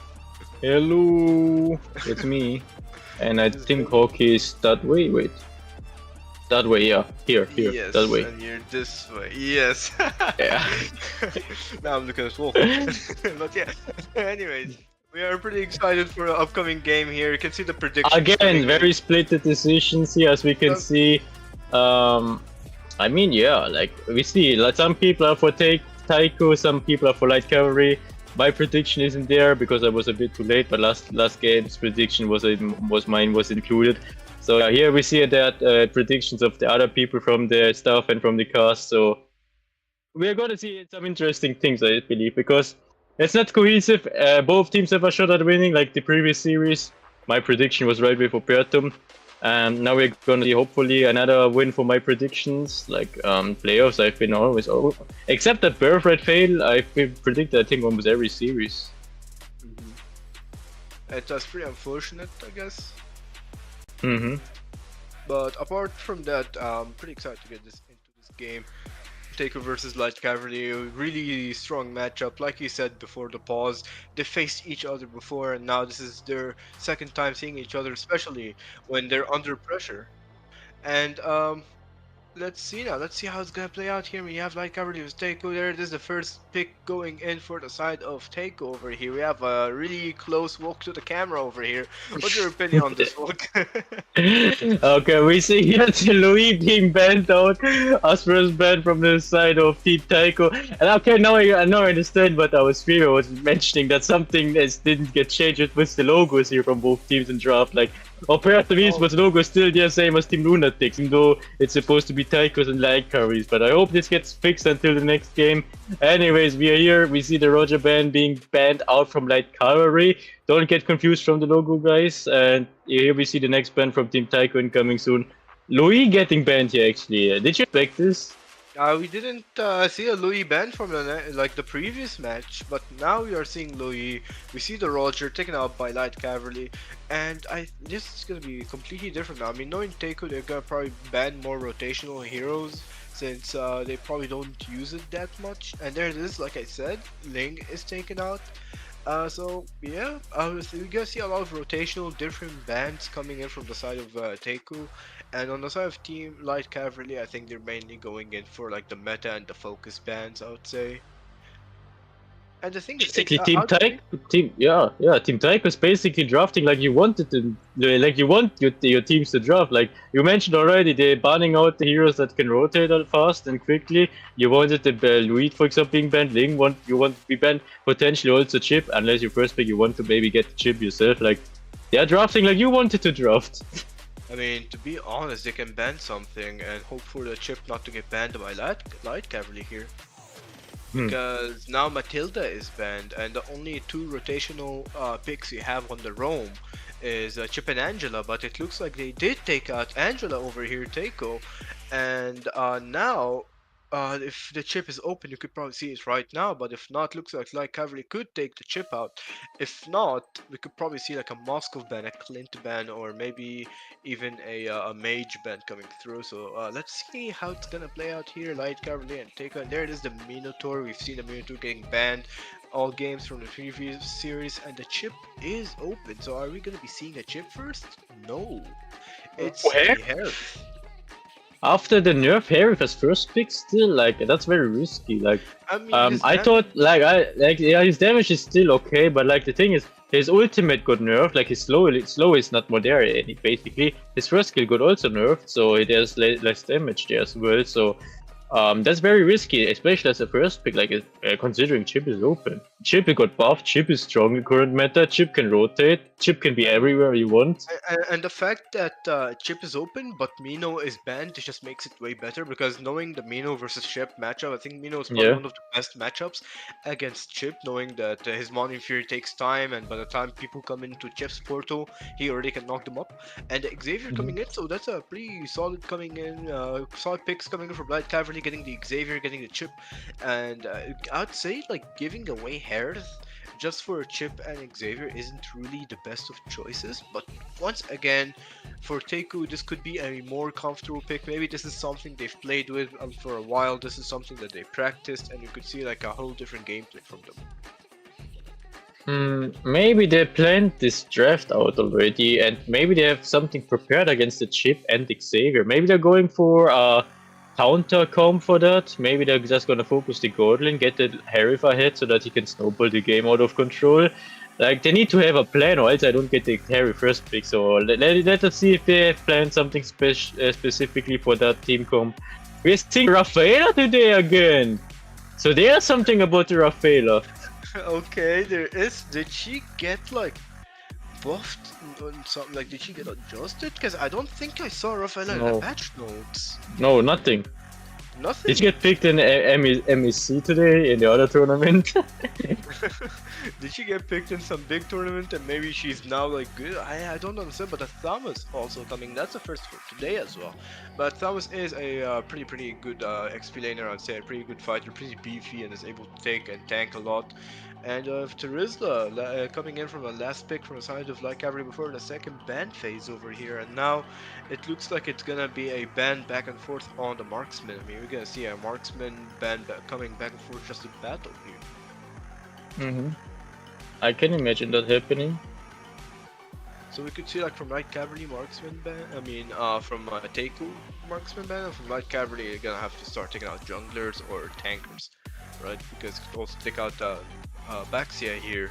Baxia is a pretty solid pick with Teiko, I'd say. Maybe take out Akai, Fredrin, and or maybe mages, Novaria, Valentina. Actually, Valentina would be solid because she can take the penalties here.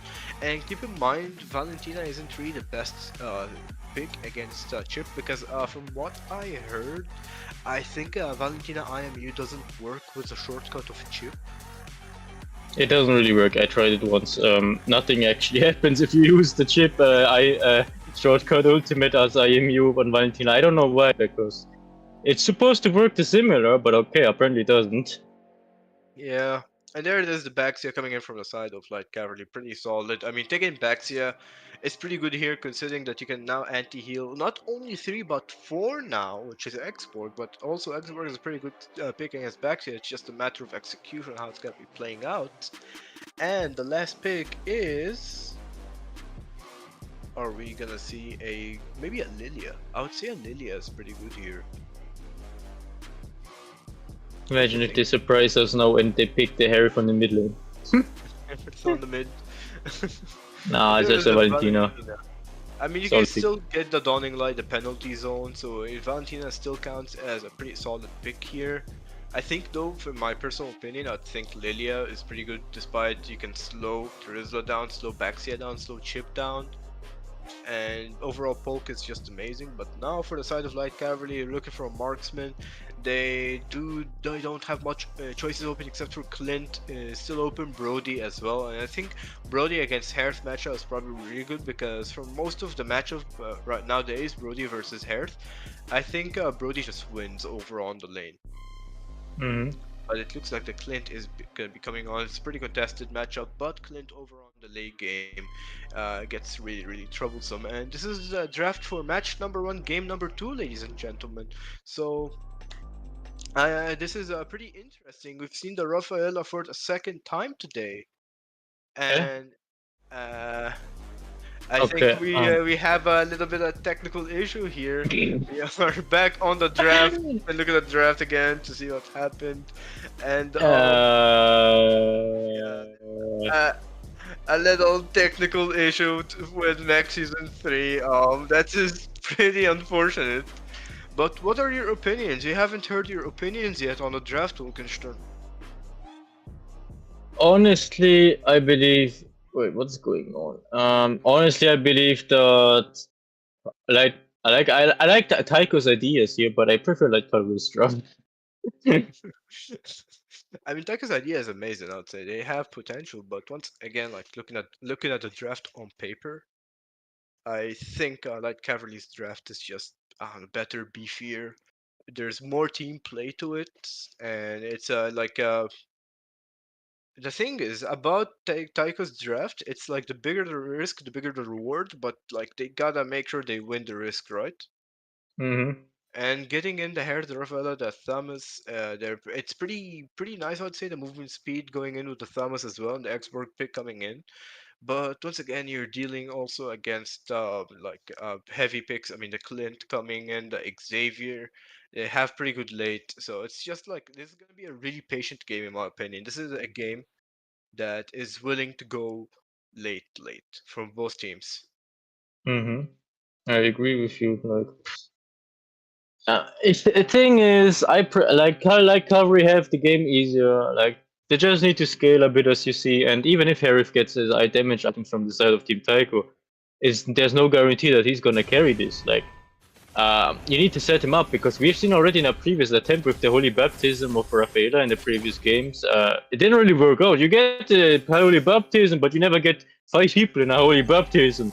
If your idea is to get as many people as possible into your ultimate, you might as well just go Atlas if that's your idea. Like the healing factor of Rafaela is negligible. That means you can ignore that kinda. And for poking them, you can as well just pick another Roma. Like, there are always for every situation other things you could have picked instead of Rafael, like Nope. wins. And the thing is, I don't like it. I like Rafaela, but she's lacking something. She needs to be needs to get another buff before you can utilize her properly. I think the buff that she may or may not need is probably damage-wise buff. Maybe more healing, because I think like Rafaela's healing is super weak, right? People don't actually use Rafaela for the healing sometimes, just mainly the movement speed buff that they want to get, right? Yeah. You could still do better if you pick like a Hylos. I think Hylos is like a better Rafa at this point. But once again, Rafaela's kit is like you have stuff coming from here and here and here. You have heal, you have movement speed, you have poke, and you have stun. So maybe there is something in it that is pretty well to play around. She has all kind of things you'd want to support. It's just that these things aren't as strong as expected. And, we're having some technical issues. Yeah.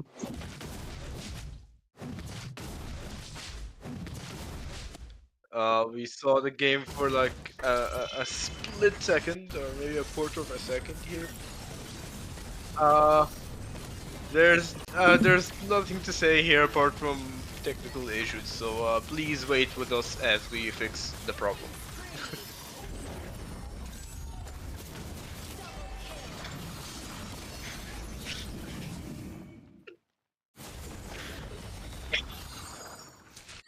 We're getting told that people can see the game, but unfortunately for the casters, we can't actually see the game.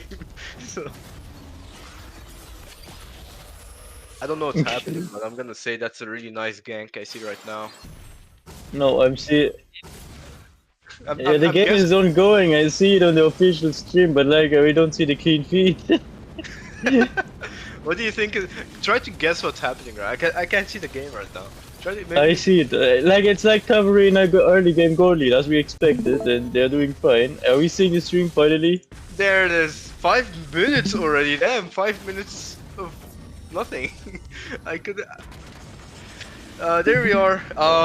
Game number 2, match number 1. Yeah, I'd say the intro was a bit late, but there we are once again. 5 minutes into the match, 8-3. We have for the side of Light Cavalry ahead in 2k farm, almost 3k by now, and yeah, I mean, as we probably guessed, I mean, Light Cavalry do have the stronger draft here.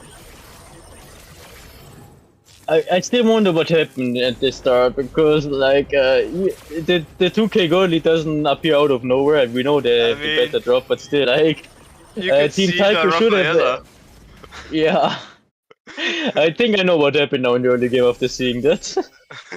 The Rafaela, the Valentina getting poked heavily, and I mean, Grief already is 3-0-3 in this early game with Xavier, but the Holy Baptism is coming in on the shortcut, and looks like Crab taking a bad cut on the other hand, but over here, an escape, is this enough to make him survive? Never mind, Light will be taken out regardless, but he did get a kill though. He did get Hisoka. I mean, a shutdown is huge though. Like, he got a kill, but the shutdown gives more to Team Teiko. Now, Arif out of position. I'm not sure if that's the team same Teiko we've seen in the previous weeks. Unfortunately, it may not be, but Teiko is not on their best performance right now. And you have Saba on the other hand. It's just pushing here on the top lane of the Rafaela. I mean, fair enough, he does get the tower.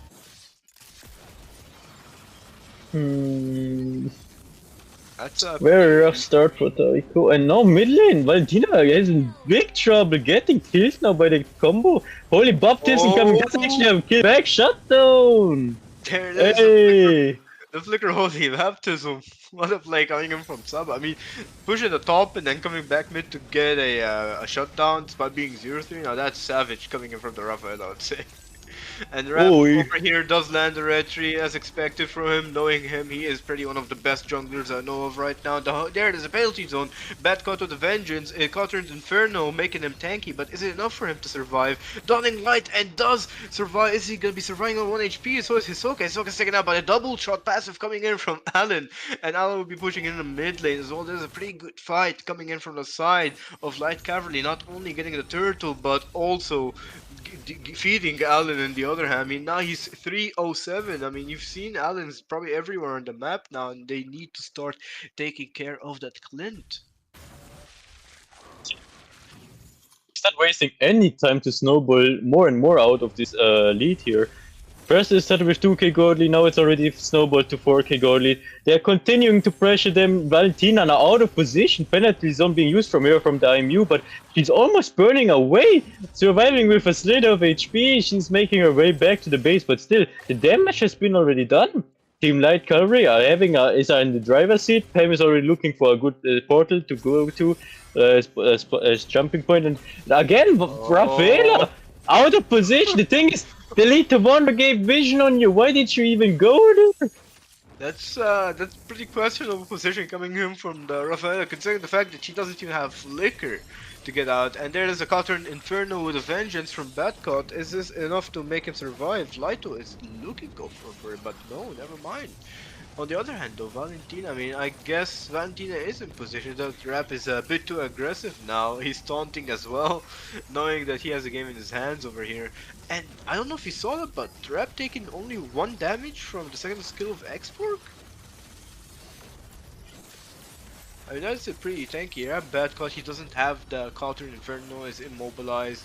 Hollow Purple coming in from Creve, and yes, I will be calling it Hollow Purple. Thank you. I think it's better if you just call it Hollow Purple. Just more fun than Nah. I mean, it's a Here we see that the Lord being finished by Light Cavalry, setting up the lanes now so that they can get as much use of it as possible. They're trying to zone out actually the people from Team Teiko away from the defense, and now we get to see a pick of shutdown now on Rap and Death though from the side of Team Teiko as well. So a 1-for-1, but a shutdown is worth more, so it's worth for them. But still, 5k gold deficit right now, having huge problems with the lanes, the management, especially when the Lord is arriving. So I'm not sure how Team Teiko is gonna plan to defend that, all of that. They will lose some towers for that, I'm sure of it. And now we see Pem being very aggressive on the chip here, and not doing much afterwards. He still doesn't want to use a shortcut right now, and he can just wait. Like, thing is, with the shortcut, Basha would have arrived already. Would have been a bit easier for him, but I guess they don't want to give Rap another death here, maybe because of his aggressiveness. So he has to walk by himself. And now we see Pem engaging with the shortcut. Penalties are not missing though. Yeah, penalties not missing with the flicker over here by Light, but on the other, the last Insanity could possibly burst. There's the Zaman Force coming in from Glamour Boy, but it's taken out by the double shot coming in from Allen. And there it is, Dawning Light coming in from Grief, poking the team overall, making them retreat. But what a fight. Actually, I think this one goes better for the side of Teiko, but now they need to manage their waves, manage their towers, because even though they did win a little bit of that fight, they're gonna lose a lot of objectives. And when I say objectives, I mean like the top lane inhibitor over here, the mid lane, and the bot lane passive inhibitor have been progged already. But they managed to defend their inhibitors, but in the meanwhile, they still lost so much. They lost the mid tier 2 turret, the bot tier 2 turret, the top inhibitor almost, like, this base defense came at a great cost. 5k gold deficit, almost 6k. We will probably arrive at the 6k sooner or later anyways, after the jungle clear has been cleared, and Team Light Cavalry can just farm and keep Team Teiko in their base. And this is just a really hard game for Team Teiko to come back, because what are you gonna do with Rafaela? That's my biggest question here. You cannot spot the bushes on your own because you're getting picked off, as you've seen before. And if you just stay with your team, then the team like Cavalry can do whatever they want, as you can see here. Yeah, I mean, you can't really zone out with the Rafaela, with the Thomas, right? Because if someone jumps on these two heroes, they're gonna have to force themselves to fight. And you can't really do that with a like. It's kind of questionable if you're able to do that with something else, like a tank, like a Hylos. Maybe if Minotaur was open, that could have been a case. Maybe Kufra as well. If someone jumps on you, you could probably do like a quick flicker counter engage. And Glamour Boy though looks like he's in trouble, picked up here by Rap, and will have to use his Zaman Force to retreat. And there is the Turtle Asphyxians coming in from Rap, hoping to just melt someone away, but instead will be melting him on the ground. And I'm just saying, like, Team Teiko isn't in the best of positions right now. They can't really take a fight. They're 5 to 6k behind in farm. The flicker coming in from Rafa, and there it is, picked up by Kriv here, the Dawning Light. The penalty zone flicker coming in from Light as well, but it was a bit too late. And they're just in trouble right now, trying to force this. Look at this, another one taken out. You have Pem on the backline, the portal coming through, the shortcut. A pretty nice kill coming in on Pem, but unfortunately they lost most of their team, and the Lord is coming over here. And I don't think that is the best of actions to do right now.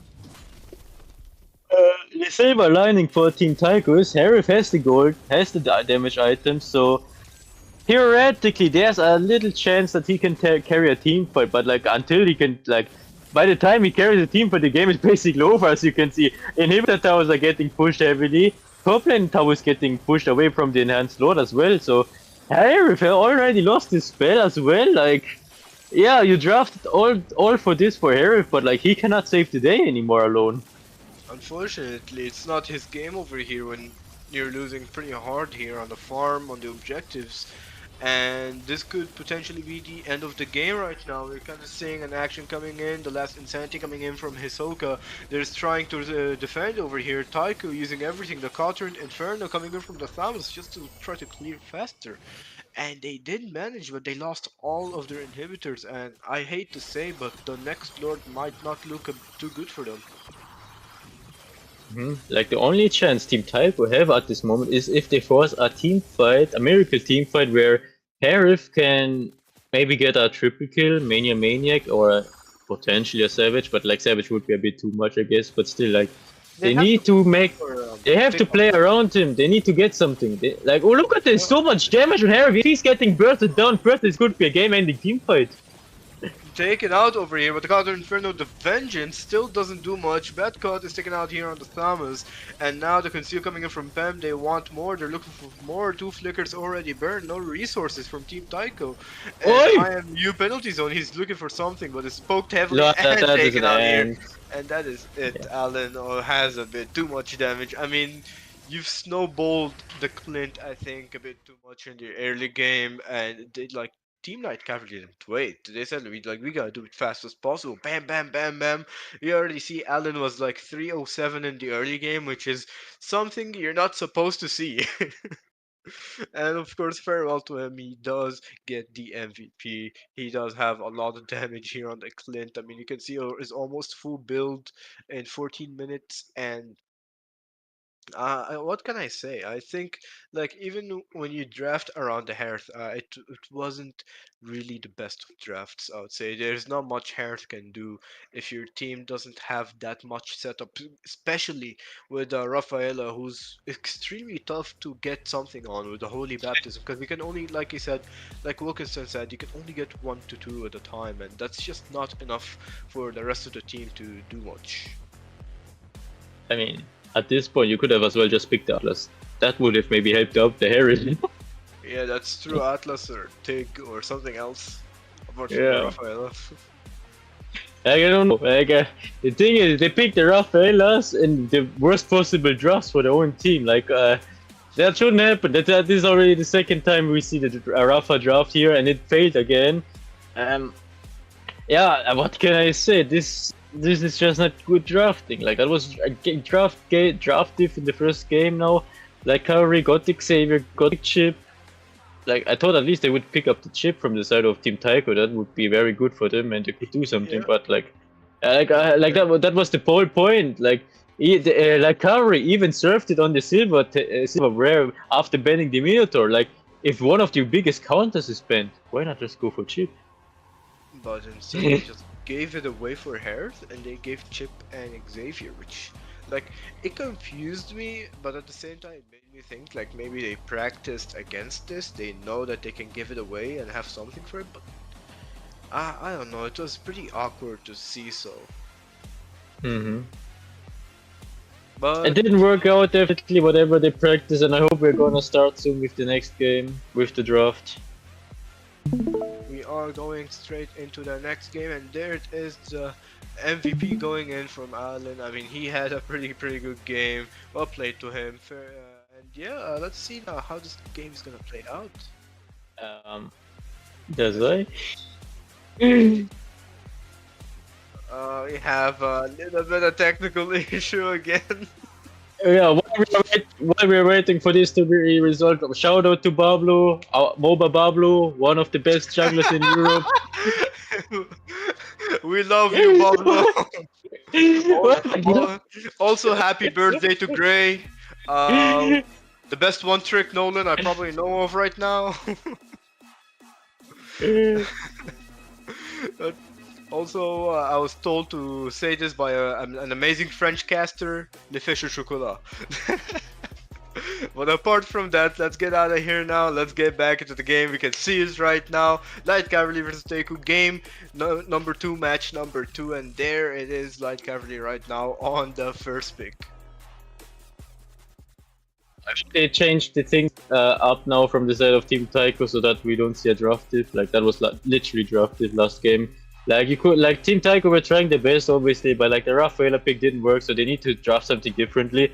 I hope they realize the second pick, Chip should be banned, other mobility heroes could be banned as well. Like, after the bans, I thought they had a clear plan, but after seeing the Rafaela pick, I lost my faith again in the draft. Yeah, the Rafaela pick, I wouldn't say it's bad, I was just like, I don't know, it's kind of a disappointing pick, because we know that there's better, but I don't know, I personally don't enjoy seeing a Rafael pick, considering the fact that, as we see right now, it didn't really work on both games that we've seen today. Yeah, I mean, I hope this doesn't get picked anymore. Like I said, I like to see innovations today, interesting picks, but not a Rafaela, please. But over here we on the bans right now, we have a Fredrin and Angela taken out by Light Cavalry, and Teiko taking out Xavier this time. It looks like they might have to take out the chip. I mean, come on. You have to. I mean, I hope they're gonna ban it because, like, are they really gonna give away the chip? Like, the thing is, no matter what you practice, like, chip is still strong in their right hands. Like, if you didn't play against good chip play teams, it's not their problem. Okay, chip finally being banned out from Team Taiko, good decision from them. I hope we're gonna see something else as well. That would be a problem. Like, Ling is still open, good mobility here. Matilda is still also open as well. Lolita being banned out That now is from Light Lolita Cavalry. now. That is I Lolita, know. as you can see. You can see that. It's cut out, but like it's Lolita. Yeah, looks like a Lolita to me. But yeah, that is a Lolita, and now for the last band going in for the side of Teiko, and yeah, like I said, maybe Matilda, Ling, something that could be troublesome, and something that you don't want to give for Light Cavalry, right? I mean, you're gonna have to give one eventually, Ling or Matilda. You can still ban Matilda because Ling still has lower chances to be picked anyways. I mean, a Matilda ban would be good for Team Taiko, but I have a feeling that they will leave it open and counter it. Like, you know what could counter the Matilda? Kufra probably. Not only the Kufra, something actually goofier. Goofier.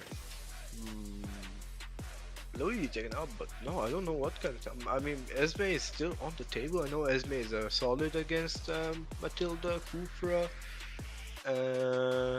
I have no idea what else comes to mind. I mean, it depends on hero skill, but what actually counters her? Just pick the Hylos, like the Matilda has to run away from the Hylos in the entire early game. Oh yeah, that is true. Like I saw that in some of the rank games. It is actually comedy. Like if you see the Hylos being picked up against Matilda, then you see a comedy skit in the early game. Like Matilda has to run away from the Hylos, and Hylos can just give vision how much he wants to the. While Matilda has to retreat. I didn't think of that at all, but I guess so that is the case, and they did unfortunately give away Matilda. But are they gonna now like pick Ling? Like, are we gonna see? We see a Roger pick. Roger, solid pick. Ling is still open. They could also pick the Ling now. I think it's not the best of choices because Roger will have to jungle. Roger on the gold lane isn't as efficient anymore. I think people prefer him nowadays on the jungle thanks to this upcoming meta. And to be fair, I agree with you. He has become faster and better on the jungle. It's just he's not that best on the gold anymore. But the Hearth pickup to follow up on the gold lane.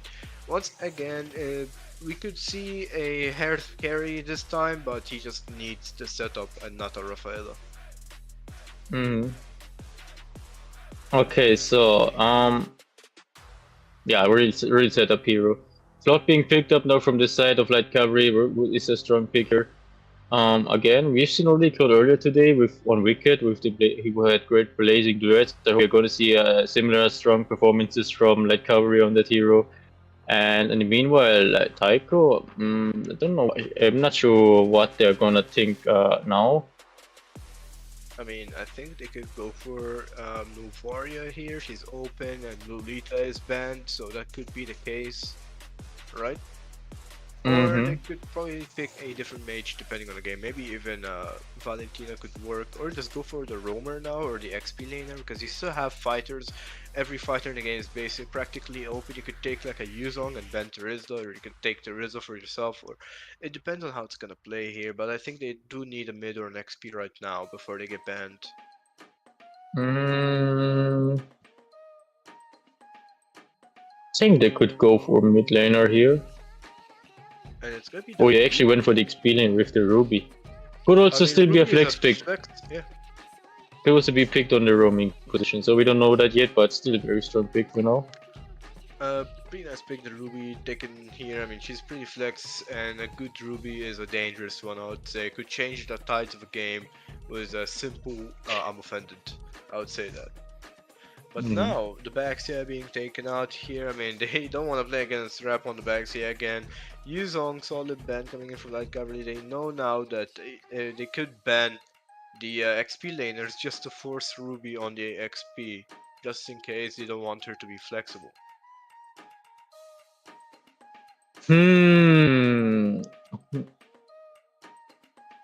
Have the last ban coming in from Teiko here. We have one more from Light Cavalry, and I think they're probably gonna ban Fred here, or maybe even ban Ling. Because Link is still open, keep that in mind, Link is still on the table right now. Nolan as well, and we've seen Rap so many times on the Nolan carrying game after game after game, but Barca will be taken out instead here by Teiko and the Minotaur as well. Interesting decision, but I'm not sure if I would have even gone as far some from the side of like Cavalry, considering that lots of pickup potential from the side of Taiko with the Roger, with the Ruby as well. Like with the I'm offended, you can usually take at the Parsa even when she's in her feathered airstrike. Like I'm not sure about the Parsa ban honestly. Like there were other mages picks that could have been more annoying, like maybe even Novaria could have been more annoying. And yeah, there are lots of things still open for the mage position. Not sure about the Parsa ban, but anyways, we are continuing the draft with the next pick from Taiko. They still need either an XP or Roamer, we don't know yet after that yet, and a mage. Maybe they pick the mage now so that they can still decide what to pick in the last spot here. Right, looks like for the mage, I mean they have really limited options. I mean, Farms. it looks like Fermis is one of them, but I'm not pretty sure against Fermis into a Claude. I've seen it several times, it's been contested, but I think on the upper hand Claude usually gets the better outcome against the Fermis. And we see the Carmilla coming in from Rep here, man. You have Carmilla, you have Edith, you have pretty much a lot of setup. Now you need more damage into the team, and I think the mage will have to. But I mean, I'd probably recommend going for a fighter on the mid lane because you need physical damage at this point. What kind of fight are you gonna pick on the mid lane? There is the mid lane. I mean, you could, but once again, there is better. You could probably go Cho now since he buffed, or maybe even go for Paquito. You know, Paquito is pretty rough in mid, but looks like it's gonna be a Valentina instead. And you know, quite understandable. You get another round from the Fermis, I'd say. And there it is, ladies and gentlemen, we have the last pick, either a roam or an XP laner. Let's see what Team Taiko is cooking up here for the last pick. And it will be... Let's play like the drums. I don't know what the drum sounds are. And there it is, the Arlott coming in. Yeah, we still don't know if it's Arlott Rome or XP lane, but I guess it's XP lane. I'm probably gonna take a guess as well. I mean, it could be wrong because Arlott Edith matchups, usually Edith could get the better trade on Arlott. But it depends. Maybe the Arlott is way better in macro wise. So let's see how it's gonna play out here. There we are, match number 2, game number 2. We are heading in, ladies and gentlemen. Get prepared because this is gonna be either game 3 or a farewell to Taiko right here. So let's see now. What's your opinion on the match, Rolk? What do you think is gonna go here on the early and to the late phase of the game, depending on the drafts, you know?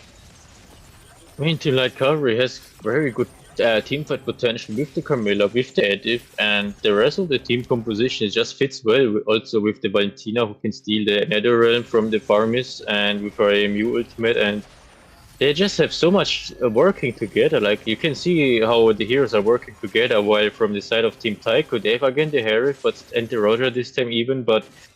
It's gonna be a bit weird because if Roger doesn't get the early game snowball going or doesn't get pickups or gets good ganks, then it's gonna be very rough for him. Like as we've seen in an earlier game today, where Martis had a rough start and then couldn't get into the game anymore. Like it's probably depending on how both teams are playing out the early game in order to see who is gonna come out on top. Yeah, that's true. I think also we have a little bit of technical issue here. I have no idea if the game has started or not, which I've we don't see the stream like Dazai.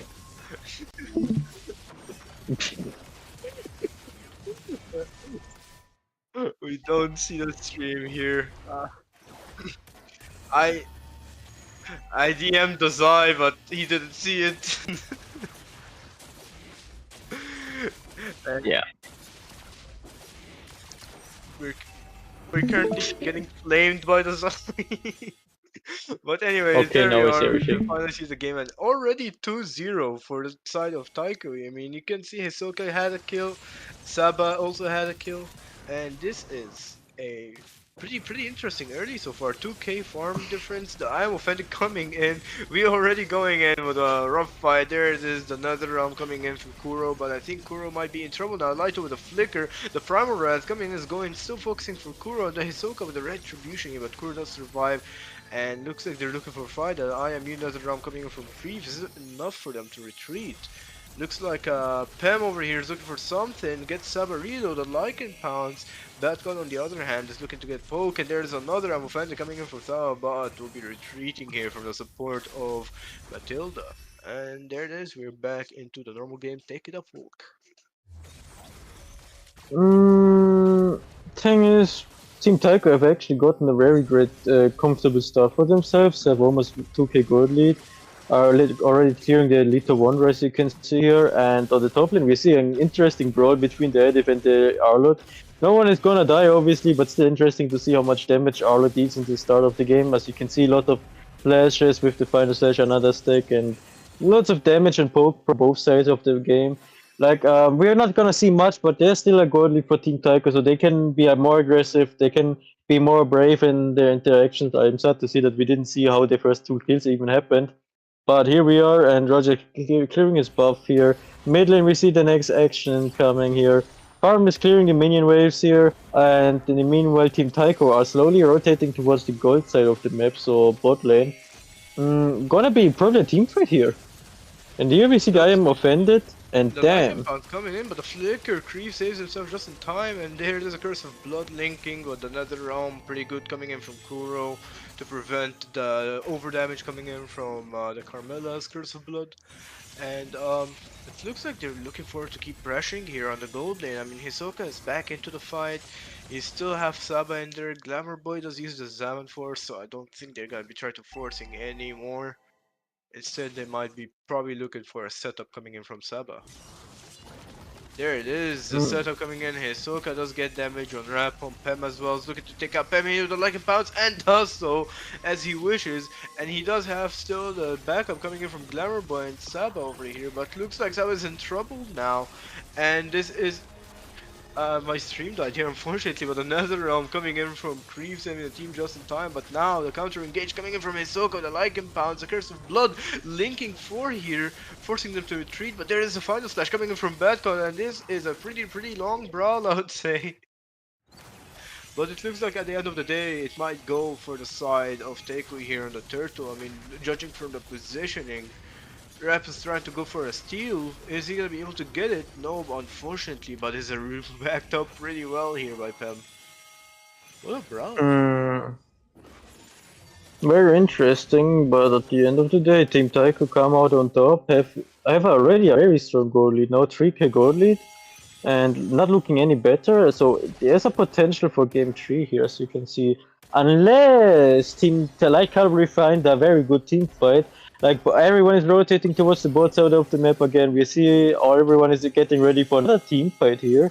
And I hope we're gonna see something good here. Like, team like Cavalry need to defend this properly, but there's so no one is helping out there. Looks like Alan does survive with the BMI though, the circling eagle, the curse of blood.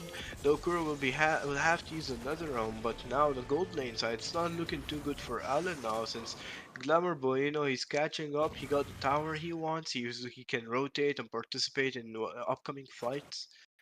And I think, like, for the side of Light Cavalry, they need to be patient. They gotta wait for Alan to, you know, have his power spike, get his items, because they have already good setup, right? You have Rap, you have the Nether Realm that Creef can always pull off.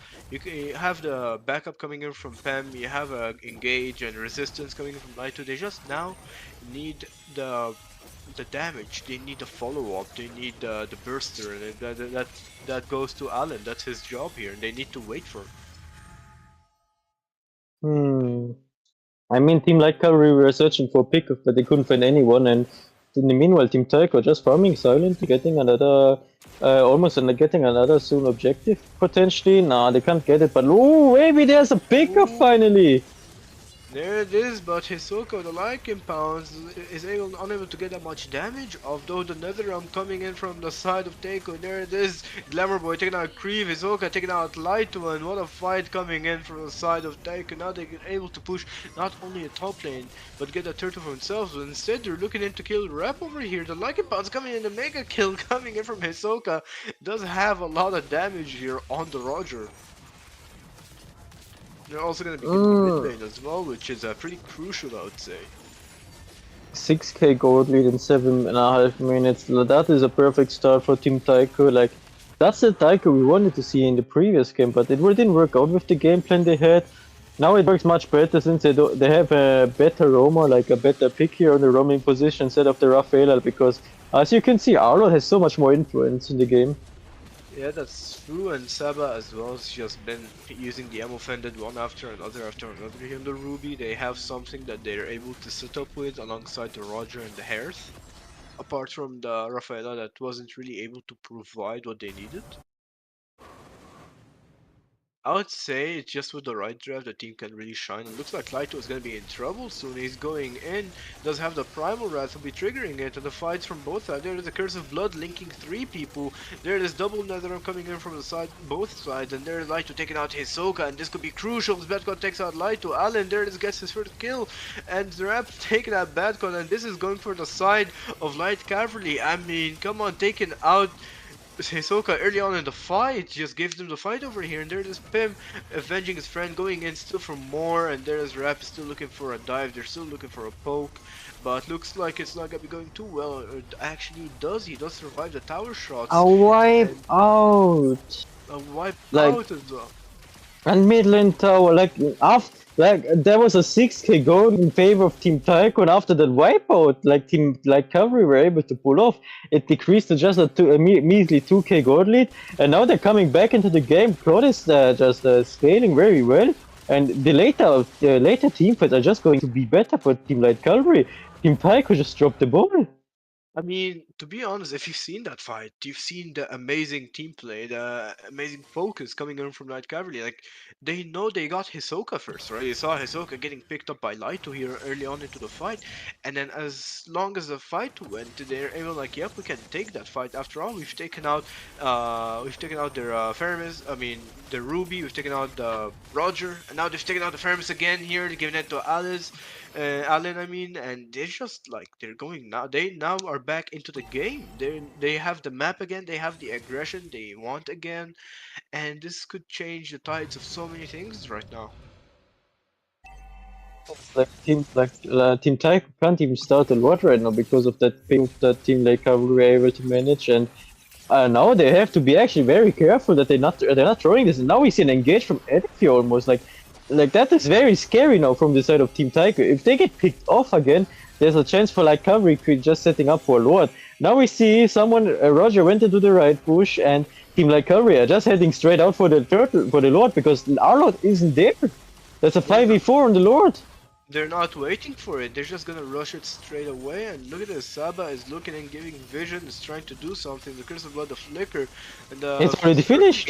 But there it is, the Lord Retribution coming in from Rafaf near the Netherrealm, putting him in trouble. Hisoka is looking for something, does have the Lycan Pounce, is going here on Rab, but is getting poked pretty heavily, will have to retreat, and Batcut on the other hand, does go for Allen, but is picked up by Allen instead, and there it is, Creeve going in under the tower, still has his Flicker, still going in for the damage they need, and the circling eagle once again coming in from Pem will be taken out here. There it is, Creeve getting a double kill all the way at the base here, is able to recall successfully, and this is just madness coming in from Light Cavalry. They're now going on Hisoka. It looks like he has been spotted and looks to be in trouble right now.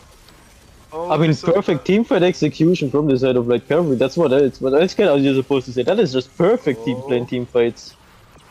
I agree here. Looks like a Lycan Pounce going in from Hisoka here, but it's not gonna be taken out. Creeve. But now Teiko, they know that they're low. They know the side of Light Cavalry is really low on HP. Are they gonna try to force a fight here, you wonder? I mean, you have Lord to defend. Oh, Allen. I know what Allen tried to do. He used the beam. He tried to bait Hisoka back. Oh. But it didn't work, unfortunately. I mean, team fight execution goes to Light Cavalry. They're doing pretty well on the team fights. I think this is the second wipeout they got when they're behind, and now they're 2k ahead in farm. And this Like is yeah, this is it just reminds me. It reminds me of that series of Occupy from last week against like Cavalry. Like Occupy oh. also had that map control, also had a nice goal lead after the early game, and then like Cavalry just matched them and they got the all the gold lead back and just won the series immediately after a few good team fights. Like now we see the same thing happening actually. I guess Light Cavalry do know how to play when they're pressured, and that's a pretty good thing in the team, you know. To be able to play under pressure, under a losing game, and looks like a final slash coming in from Kriv, another final slash coming in from Badcut, the Nether Realm coming in from Kuro, and there it is, you're looking for a fight, the Blazing Duet, but doesn't do much with the Hisoka over here with the Lycan Pounce, taking out Kriv, another Lycan Pounce is looking for more, but is almost taken out by Allen, and there it is, unstoppable on the claws, going for Kuro on the backline, double kill, is looking for a triple, but it's taken out by Laito over here, Badcut, unfortunately, a flicker coming in from Saba, and looks like he has to give the tower, it looks like an end, it could potentially look like an end actually. Is this an end? Allen just needs to focus here on the base right now, but looks like it is not, and they're still looking for fight. The circling Eagle coming in from Pem, CCing 1-2, and Saba looks to be in trouble as 1 HP will have to retreat. Kuro on the other hand, it's pretty low, but now for the side of Light Cavalry they need to retreat. They took way too much damage, resisted a lot, and they're unable to end, but now there's a Lord coming up and this could be troublesome. I think this is the game Lord, like whoever gets that Lord is able to switch the game around.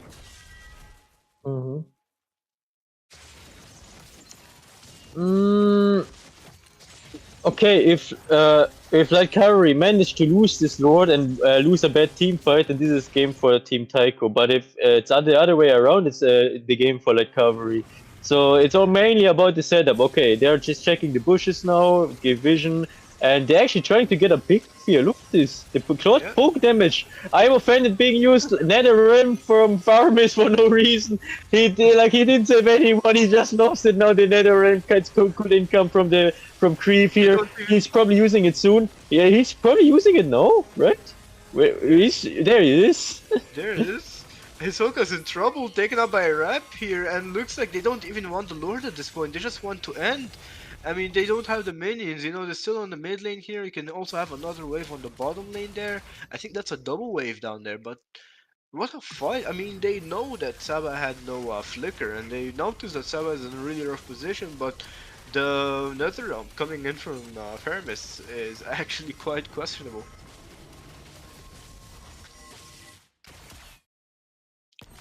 This is the, I think this is Light Cavalry we're seeing here.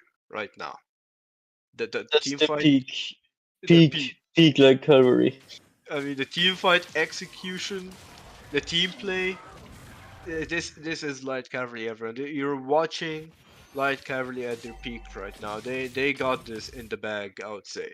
But you know, let's not underestimate Teiko here. They've been on top in the series, and they could pull off something unexpected and show us why they were at the top for a long time here. So let's see right now. We have a team fight commencing here. Both teams are having a poke at each other, but the Lord now is coming in. The bottom lane inhibitor is getting pushed here by Allen. And there this is taken on, and so is the top lane inhibitor is being pushed by the Lord, but now the fight coming in as the Curse of Blood is coming in. Kuro with a Nether Realm, the circling eagle coming from Pen, and there it is, a blazing duet finally pulled off by Allen, and a big team fight happens. But at the end of the day, the Lord gets the final swing of the series and ends the game on a 2-0 for the side of Light Cavalry. And there it is, ladies and gentlemen. Like I said, this is Light Cavalry at their peak. A whole lot of chaos happening but at the end of the day, Light Cavalry were able to conquer the match. Even though they were 4 to 5k behind, they were able to get a comeback and even become more than 2k to 3k ahead, taking fights to wipeouts, and they just switched the game around completely as if they were never losing in the early game in the first place. What do you think about this, Wook? Some point even 6k behind, but they managed to turn this around, had the perfect team fight execution. Like that is what peak team fighting looks like in that series. Like if you want to learn how to bet the team fight, you just need to watch this game, because the team fight focus on the right targets was perfect. They got the most dangerous damage dealers out of the way immediately. They were able to secure the perfect opportunities for themselves in every single team fight. Like that was just amazing. Like micro wise and also team fight wise. Like that is some next level insanity. That's true, and you can see the MVP going in for Allen. Of course, the man on the clouds was everywhere in the match. The Blazing Duet, the BMIs going in, going out freely as he wishes, and just what a game coming out. I mean, farewell to Teiko. Teiko was a pretty interesting match. I had my eyes out for Teiko for a while. They're playing pretty well, and it's sad to see them go. But you know, it's farewell.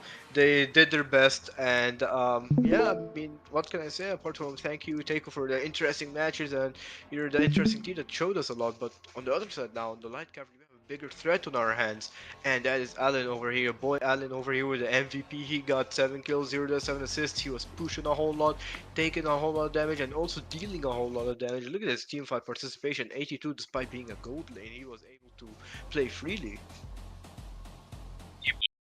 Technically, almost every single team fight that there happened on the map, and even in the early game where they struggled, he didn't die. That was the main part of why they were able to come back. If Allen doesn't die, he can carry a match for you. That's true, and he did, and he proved it right now. Well played to Allen here. But now we have a interesting match in front of us. I mean, we have team Opertum versus team Light Cavalry. What do you think about that? I mean, it depends on execution at the end of the day. Team Opertum eSports have the better map control usually, have also good objective control. But as we've seen, if it goes to the team fight situation, then I believe like Cavalry has the edge here. Yeah, that's true, and I'm pretty actually interested to see how, like it's just I don't think there's just no skill gap between these two teams. I'll say like the only time one of these teams wins is just a matter of execution and drafting. Both teams are equally amazing. As you can see from the bracket here, Opertum eSports and Light Cavalry, and on the upper bracket you have Centauri Chaos versus Method Black, which is also looking forward to. I'm quite surprised that Method Black did get this far. I wasn't really expecting much from them. I mean, I've heard their Hey, names. yo, don't be mean, man. Method Black earned their spot there. They did earn their spot. I mean, I've seen the other teams, the names on paper. To be honest, I thought the other teams were better, but Method Black did surprise me, and I actually on their side for once. They could possibly even win Centauri Chaos, which is potentially is one of the roughest team in EU right now. I'm really looking forward to see them play, and they are actually playing tomorrow. Yeah. Yeah.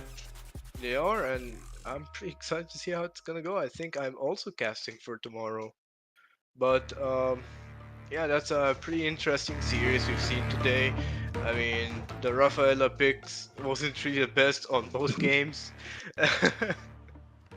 Like Wolkerstern said, like when you've seen the Rafaela in game number 1 on both games, it's not the best. Now you guys learned that you shouldn't draft for Rafaela just for anything. You should only draft it when it's good.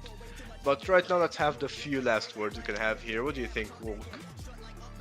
Thank you everyone for watching. I hope you enjoyed today's stream. Hopefully we are gonna see each other in a future tournament. For me, it was today the last streaming day for casting in MEC. From tomorrow on, and next week on, you're gonna see more of Hoki and some of the other casters. So I hope you're gonna enjoy them as well, and be nice to them. And with this, I'm gonna say farewell to you and have a great night. Farewell to you, Wilkinson. I enjoyed my time with you, and thank you once again for casting with us in the MEC. And we will see you next time. Bye bye. Goodbye. I'm steady focused on money now. I'm trying to count to 100 down. That's daily. Grady pay me. M's and M's, no slim shady. Make a count going so crazy. Still live it up when I'm over 80. Flying, I'm hotter than Hades. Middle fingers up to the ones when I hate me. Come with my ride and I'm up like a drought. Everybody lying for a little bit of clout. Stay making moves like I'm trying to sell a house. That's how it be when you're raised in the South. Mama always said that this money be the death of me. Money can't buy you happy, but I never seen a sad man riding a jet ski. Time will tell me to break that speed. First it was hate, now they got my steez. Took small sips, now they drinks on me. Commas in the bank, that's all I need. Business first and chill after. Set to cruise, but not the actor.